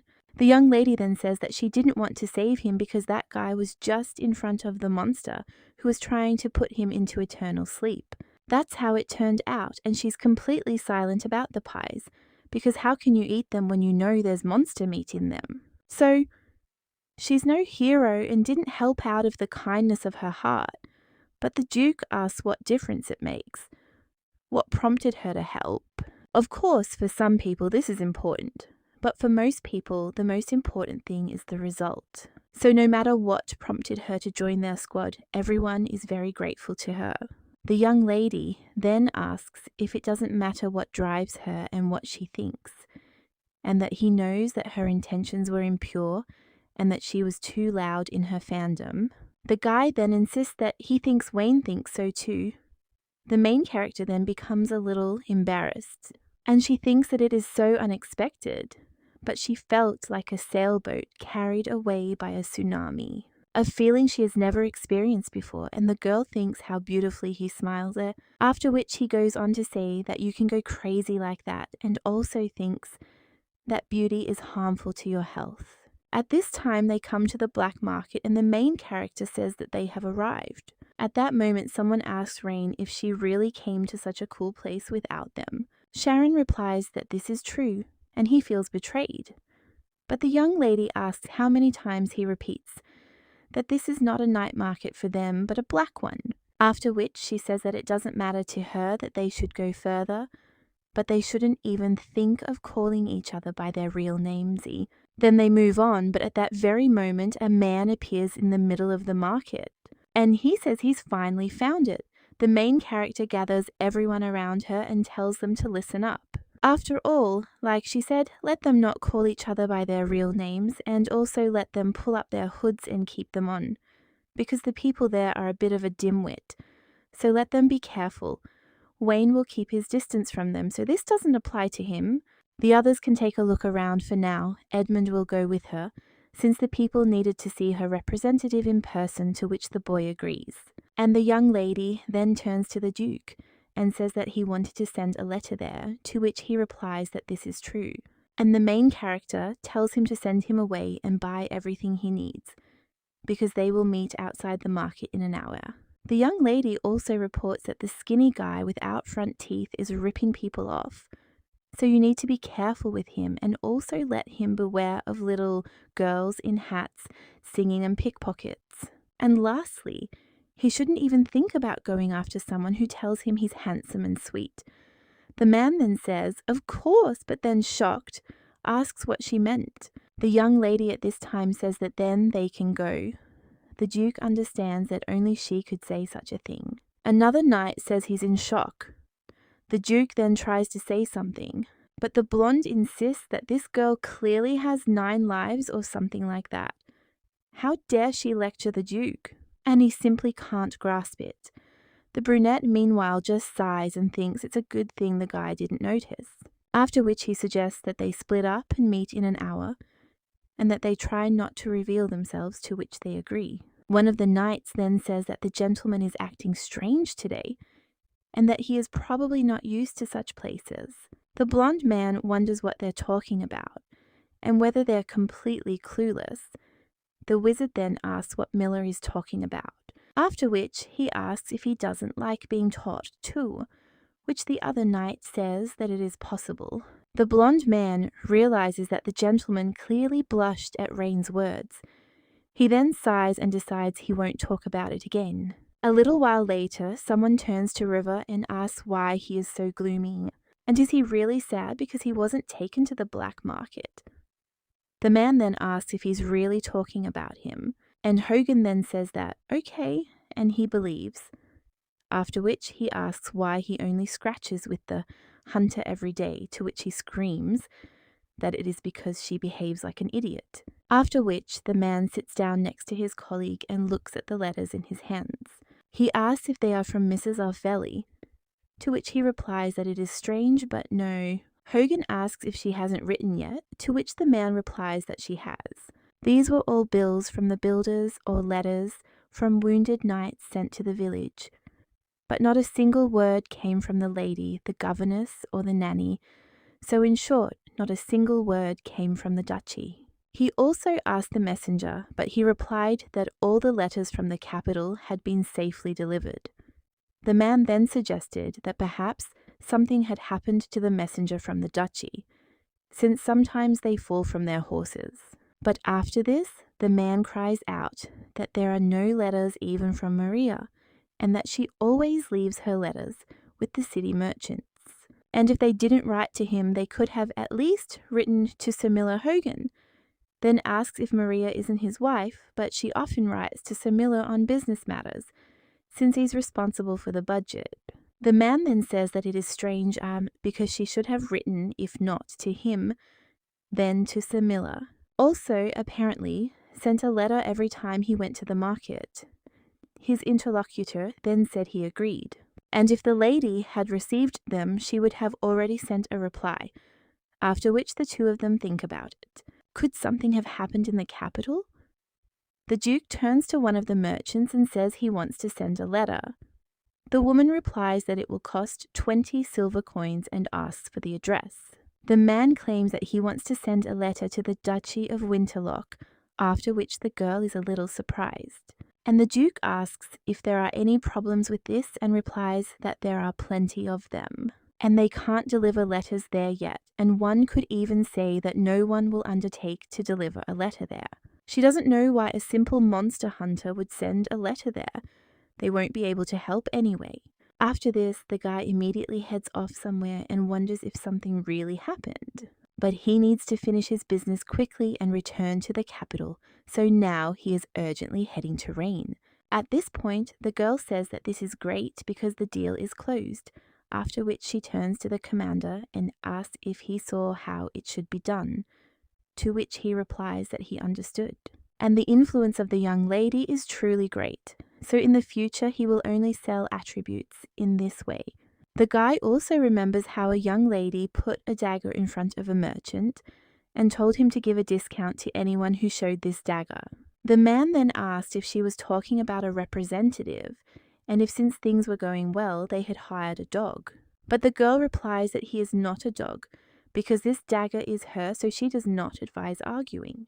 The guy just smiles after this and asks how this dagger can be her representative. Well, at that very moment, the main character throws this dagger at the wall near the guy, which makes him turn pale, and the young lady insists she didn't hear and let him repeat it again. The guy immediately jumps up after this, saying that, of course, they won't treat this dagger as if it were her personal property, and the young lady says she likes the way he's thinking. The man claims they're glad she liked it. A little while later, the captain and border guards claim that it was a little creepy, and the young lady claims that without this they will constantly fleece, and it is better to show the strength from the very beginning. She also claims that the Duke should have returned by now, but then she sees the guy wrapped up. And she says that their nobleman has returned, but then she also sees another person and asks if that is the color red. At this time, the commander asks Rain if something is wrong, and the girl claims that this is a magician and is interested in Valiant. The man replies that he doesn't know and can't possibly be talking about Lance. The girl replies that no, it's not their Mac, because behind the Duke stands a Mac in a black t-shirt, holding a staff with a magic stone. But after that, the guy asks what she is talking about because there is no one there, which surprises the young lady. And she thinks who it is, then it seems to her that she has already seen this guy somewhere. But then she wonders if this is the same magician from the end of the abyss. But he was definitely not visible. But when Ophelia enters the palace, then this guy appears and starts making some plans with the prince, so the girl thinks that after that the main events will begin. Well, the main character also thinks why she suddenly stumbles upon this jerk. They're in the Kushi, and there are not even the main characters there, after which she says that anything can happen in the world. Well, the girl understands that initially only Ophelia could see him, so she wonders why she sees him too. The girl also asks what to do and thinks about how she should act in the current situation. At this time, the commander asks if the miss is okay, but she only says that Edmund should help. Let him keep people as far away from her as possible. Now, and if she tries to put anyone from the civilian top into eternal sleep, let him stop her. The young lady claims that it is not difficult, and she relies on him, after which the guy says that he asks one person, what does not difficult mean? And the main character at this time screams that now she needs to sort this out. The girl hopes that everything will be fine, but if she sorts this out now, it will be easier later. But what if she fails? At this time, someone grabs Rain, after which the girl turns around and strikes. A little while later, everyone gathers together, and the blonde asks Sir Sharon what happened to the atmosphere. He replies that he does not know because he returned with him. After which, the guy turns to Wayne and asks what happened there. At this moment, the magician looks at the axe lying near his feet. The young lady turns around, and he says he escaped. The blue-haired boy says that Rain suddenly pounced on the wizard, fed up with the emphasis, but luckily she missed. Someone else asks how this is possible, and another replies that he doesn't understand either. At this time, the wizard understands that there was definitely something there, and someone used magic, so Rain must know something about it. At this time, the Duke turns to the young lady and says that when they arrive, she should come to him because they need to talk. The wizard then realizes that this is indeed a misunderstanding, and the young lady insists that she too needs to say something. At this time, the crown prince is sitting in his office and examining several precious stones. But at that very moment, knights enter the room and present several daggers to his neck. It turns out it's the emperor. He asks if the guy really thought he could outsmart him. The man also screams that he is planning to cheat, and it is simply ridiculous because nothing will work out for him. So one day he'll meet the same fate as him. The guy then just sighs and starts laughing. Then the blonde man picks up a knife and stabs himself, but then accidentally knocks over a glass of wine, which causes it to fall and break. The guy only takes the 3 crystal balls back into his hand. At that very moment, someone informs His Highness that Clive Winterlock, the Duke's deputy, is waiting for him in the guest room. The man then tells her to tell her he'll be there soon, after which he looks at the red stones. The protagonist enters the Duke's office and asks what he wanted to discuss at the black market. The young lady thinks he is sullen and probably puzzled by the fact that she swung an axe at the wizard. It seems that in the original it was said that the wizard has the ability, because the closer a strong person is, the stronger he is. But if the person is weak, then he begins to feel some discomfort. Well, it seems she's been thinking for too long. After which the girl claims that there was a misunderstanding and she didn't want to attack Lance. The Duke then says that it was someone else, and the young lady says that it was, but then in shock asks if he saw him too. The brunette replies that no, and he didn't see anyone there, but he knows someone was there. The young lady asks how, after which the Duke claims that she was simply looking at it too closely. He also claims to have thought that no one else can see the magic stones, so it might be something similar this time, and judging by her reaction, that's certainly the case. The main character then asks if this means he didn't invite her to scold him, but the guy simply wonders if she would listen. But in any case, he wants to know what really happened there and then asks about it. After this, the young lady wonders how much she can tell Clive about everything, since he didn't ask such a difficult question.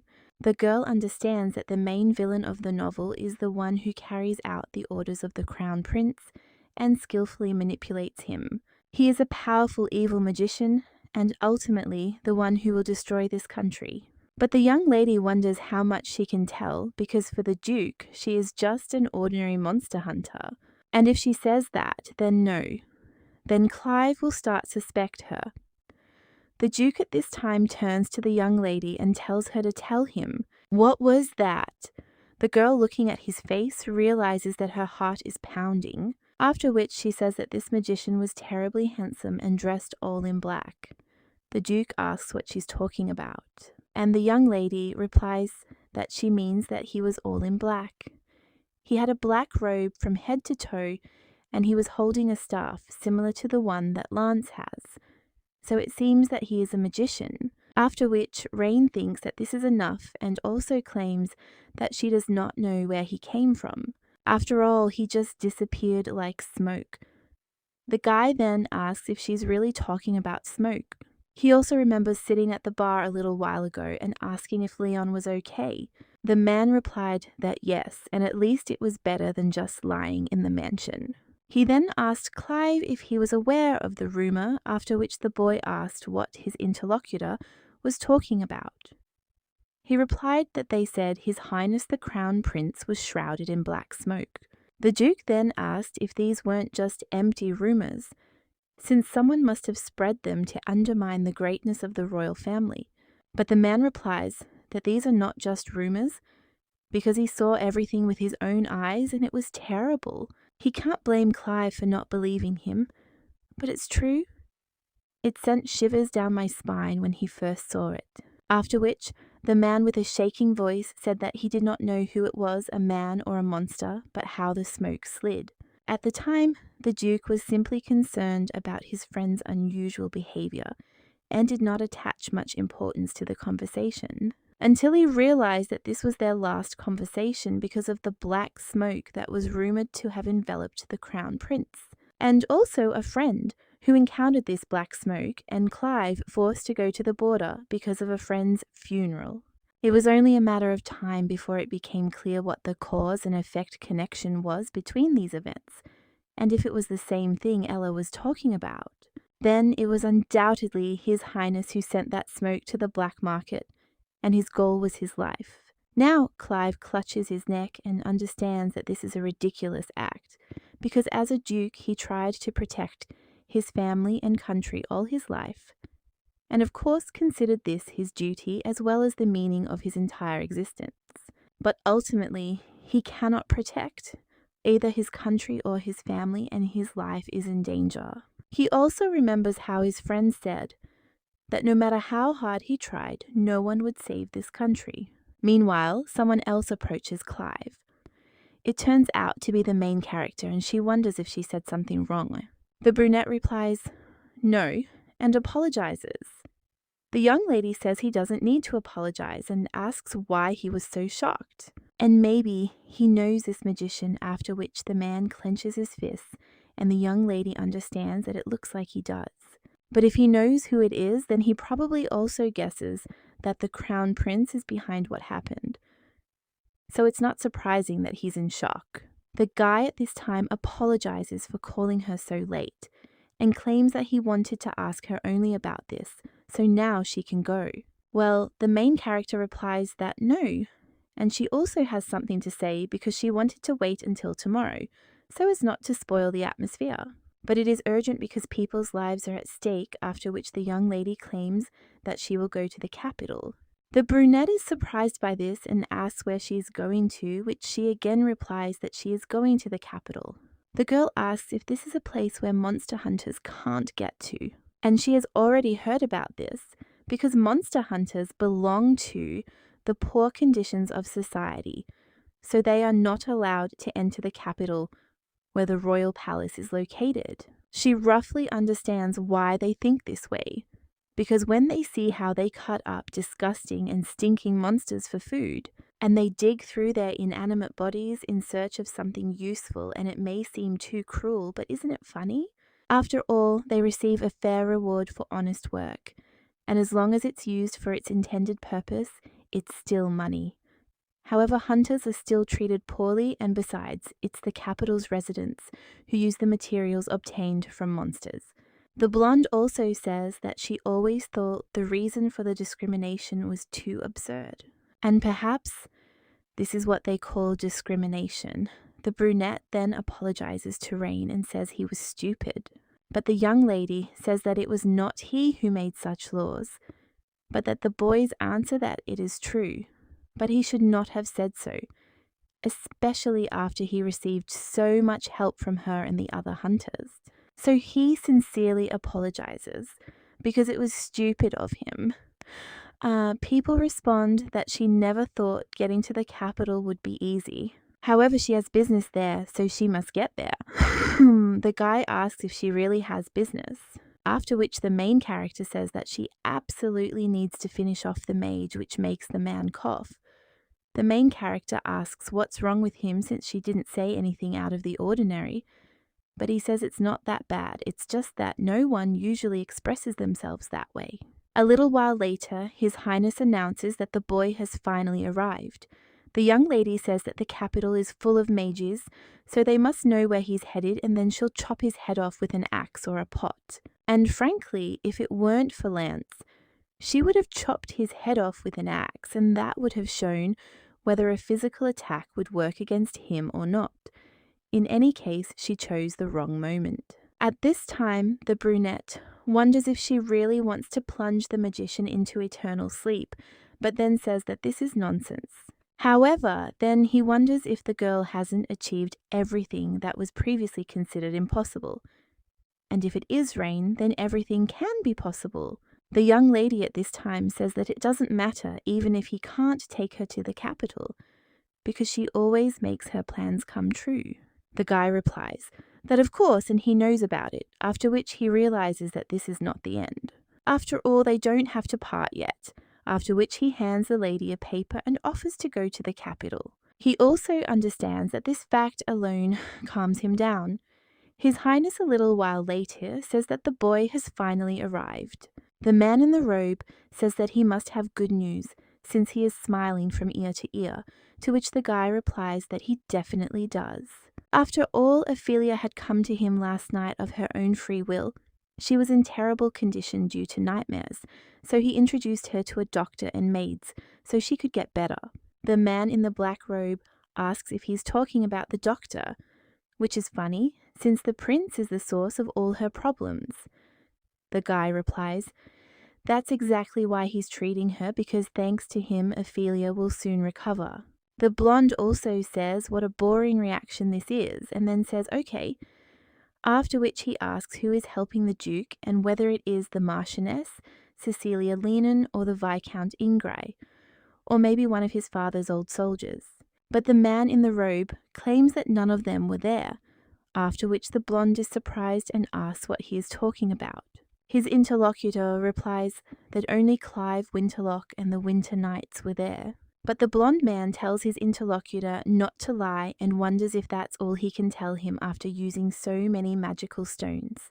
The robed man replies that no matter how many times His Highness asks, he will only tell him what he saw with his own eyes. After all, there was no one there except him, after which the guy throws the vase away altogether. He also cries out what kind of curse it was, and how he managed to survive. At this point, the wizard remembers the main character, and he thinks that it was probably because of her that the Duke was able to survive, and what's more, she was able to see him even without using detection magic. Until now, only one person could do this, so he needs to find out about this woman. At this time, the main character is in the Duke's office, and he claims that to begin with, they will send several knights to study the situation in the capital. If we combine what she saw and heard, something should come out, to which the young lady replies yes, after which she also says that they need to find out how Ophelia is. The Duke notes that of course that needs to be found out too, after which he notices something else and tells the girl to wait, and also asks if he told her about Ophelia. The young lady then replies that she overheard the knights' conversation as they were worried that Lady Ophelia was alone in the capital, and that's what they were saying. The young lady realizes it was a bit dangerous, as she almost said something she shouldn't have. After which, the girl says that in any case they can finish with the encyclopedia for now and go upstairs. The man replies that she's done a good job, so let her go, we'll rest. The young lady agrees, and the Duke then says that they need to find a way for the hunters to get to the capital. But the young lady replies that she doesn't think that's necessary. After which, the brunette asks if she really has an idea, to which the girl replies that she does and wonders what's so difficult about it. After all, they'll catch a passerby and have a heartfelt conversation with him, even lending him a pass. And then they'll be even more sincere with the castle guard. After that, the brunette insists he'll definitely find another way out. A little while later, River comes into the Duke's office and says that the gentleman has been busy since early morning. Well, when he sees the state the guy is in, he asks if he hasn't gone to bed yet, to which he replies that yes, and he has too much work. The Knight Commander says that he should have been woken up, but the boy replies that no, and that he has another request for him. After all, he wants him to lead the knights tomorrow and return to the capital first. So the man, shocked, asks why so suddenly, and the Duke replies that he himself knows that the situation in the capital is currently very tense and the collection is almost ready. So it would be good to study the situation as soon as possible. The man says that's true, and then he'll immediately gather knights to go with him, choosing the young ones if possible. Clive says fine, and in the meantime he'll finish the paperwork. And he would also like the commander to look at this, after which the man asks what else it is. The brunette replies that it is a contract, after which the commander shouts out what kind of contract it is. The Duke replies that he composed it today at dawn, together with Rain, and decided to take her with him to the capital. The man is surprised and asks why he did that. The knights on the street then wonder if someone just yelled, but the other one replies that it doesn't matter now, because Rain will be out soon and he definitely needs to find out. What did she talk about with the Duke last night, after which the guy actually sees the girl and is going to greet her. But when they see what a bad mood she is in, she just hides behind another knight. He also says that he thinks it would be better for him not to ask anything, and his interlocutor replies that it looks like that. At this time, the main character sits down and says that she has a splitting headache. Hogan also turns to her and says that news has already reached him. The young lady asks if he has already heard. It's incredible, but the man is interested in how she copes at all, because if the commander of the knights starts to be rude to her, then she should immediately tell him. After which the guy also asks how much torment she's been through, that even her face is so badly damaged. The girl replies that she won't survive, she just doesn't get enough sleep. After which she also claims that it is because of anxiety. And the man asks if she is worried about punishment, and whether she is worried about the fact that she is facing punishment for breaking the magician's head. The young lady replies that she was actually going to deal with another guy, and Max simply intervened, and besides, his head is still there. And the Duke wasn't even angry with her, so there's no question of him acting. Wayne then asks if this is really the case. He thought that she was kicked out of the knightly squad, but then he asks why the lady has such a face. The protagonist simply asks what he means by that. The young lady then replies that she doesn't know what he means, but she simply didn't sleep well last night. And you can't even sleep from excitement, but at that very moment someone runs up to her, and he screams, "Why the hell is the girl going to the capital?" The blonde replies that she was talking about important things and he just interrupted her. After which the commander asks if this means she is going to the capital and if she is really going to do what she mentioned earlier, and also to cut the crown prince. The young lady says almost but not quite, after which one of the knights says that he thinks they should also listen to the opinions of the capital's residents. At this time, the Duke is in his office and understands that the letter is finished since now only official documents remain. He also recalls how a girl at the black market said that there were a lot of problems, and at the moment they could not deliver a letter there, and not only they, but also anyone else. Now, the brunette is thinking what an idiot he is, because if the magician that Rain saw really is close to His Highness, then it is unknown what will happen to the knights. He also recalls how the commander of the knights said that this was impossible, because even if it was the crown prince himself, they had no reason to prevent the entry of knights who had completed their mission. So said the commander, well, they came up with an excuse to cross the border, and surely they can handle it. After which he also thinks that as long as everyone is safe. The Duke also turns to the window and sees the main character, after which he thinks that this is truly amazing. After all, the girl said so easily that she would deal with this magician. But then he also remembers how she said that he was terribly handsome in black. And then he wonders if this mage is really that handsome, A little while later, someone at a meeting says they've already been dismissed 3 times. Then he asks what's wrong with this previously diligent man that he's acting like this. But another aristocrat then tells him to be quiet and wonders if the rumours haven't reached him yet. Winterlock herself, who visited the imperial palace. She seems to have completely lost her mind awaiting news of her brother, and the crown prince is personally caring for her. Someone else wonders if the duke has truly fallen into eternal slumber, but another asserts that if the news were to surface, the other side would immediately try to seize control of the estate, which is why the Winterlock estate is trying to suppress rumours. Someone else claims that the estate probably hopes that Ophelia, Winterlock, he will come to his senses, but who knows? At the same moment, the Marquise rises from the table and heads towards the door, after which someone asks if she is already leaving. One of them says it's downright creepy, while the other says there's nothing you can do about it. A little while later, the woman is already sitting at a table with someone and says that it looks like Ophelia Winterlock has fallen under the wing of the Crown Prince. The woman also says she feels very sorry for her and how he never even saw her. Meanwhile, the guy comments on how exquisite the tea is. But the woman replies that it is alcohol, after which the guy immediately spits it out. And the Marquise claims that due to the current situation in the country, it is simply impossible to stay sober. It's unclear where the Crown Prince is and what he's doing, never showing himself to people, and that black smoke or whatever it was is all shrouded in mystery, so one even has to consider whether it's worth attracting more allies. The woman also asks the guy if he found what she asked for. He replies that yes, after which he points to the map and claims that he was able to follow this place, but then the trail gets lost at the western border, and it appears the huntress has changed her name. The only known attributes are her blonde hair, tall stature, and rude behaviour toward others. However, finding someone with such characteristics is not an easy task, but if they expand the search area to neighbouring villages, then he thinks that they will be able to quickly find her. The Marquise understands that things are also taking a strange turn with the Duke, and his affairs of course do not concern her, after which the woman tells the guy that he did a good job, and considering that it was not easy to find out about the events of 3 years ago.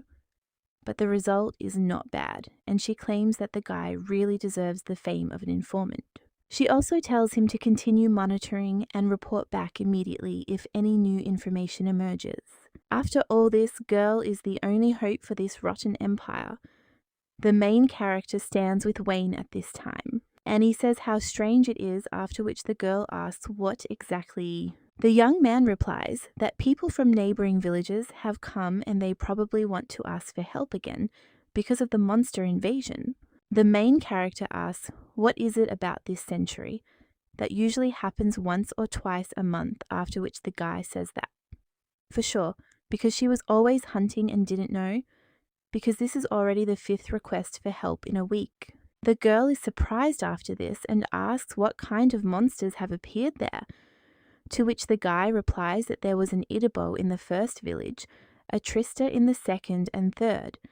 In the 4th, there was an Idilo, and over 100 of them descended upon it. The merchant who miraculously escaped reported the attack, and the knights hastily set out for that village. The guy then turns to the young lady, and she is shocked and wonders if they themselves could have so brazenly invaded the village. Well, she still wonders what kind of feeling of déjà vu this is. At this point, someone else approaches the young lady and asks if she's okay, after which she asks if Clive has arrived. He merely says she had that look in her eye. The young lady replies that she was just lost in thought for a moment and that it was nothing out of the ordinary.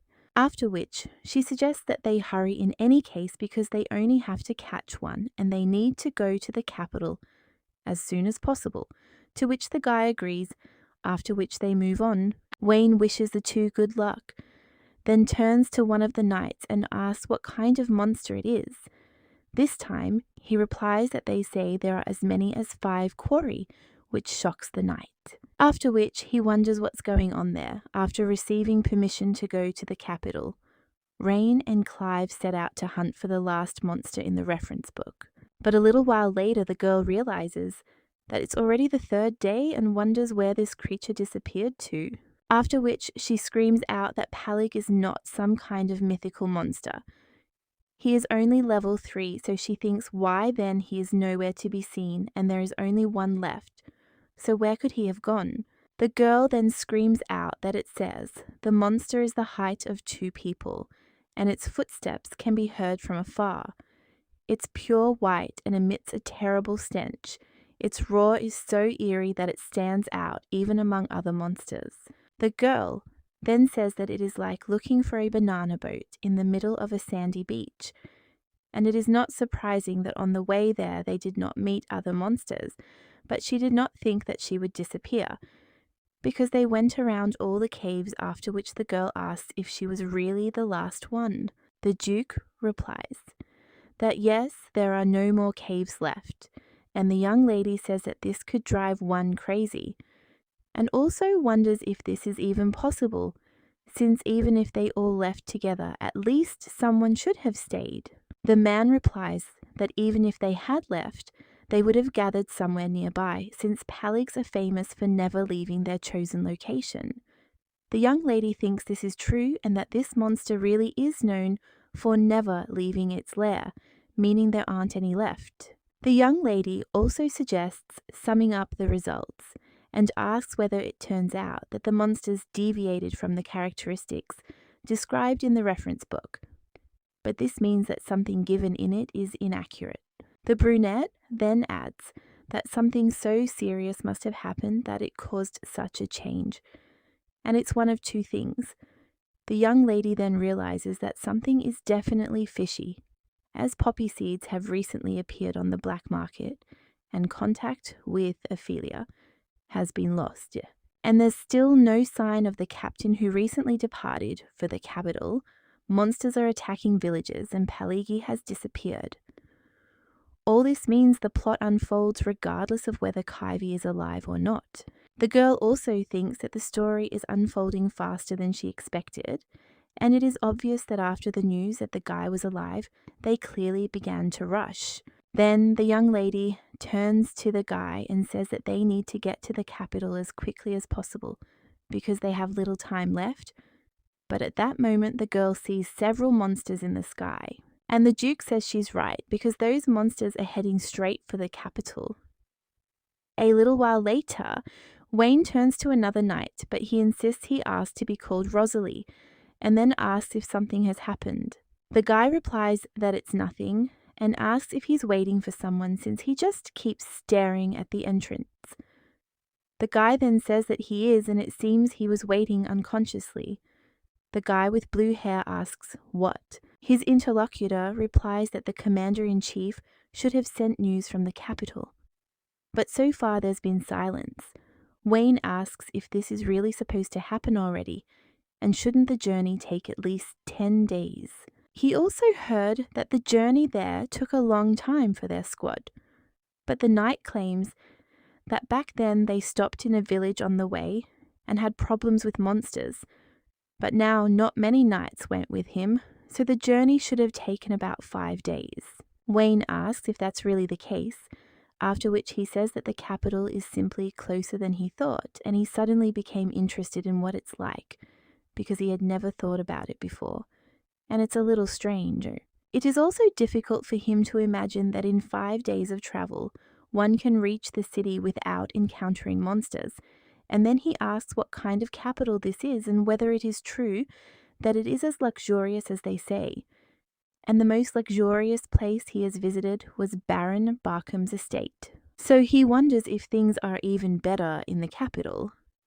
Sharon remains silent after this, and Wayne addresses him, breaking him out of his thoughts. After which, the guy claims that he will see it himself when he goes there.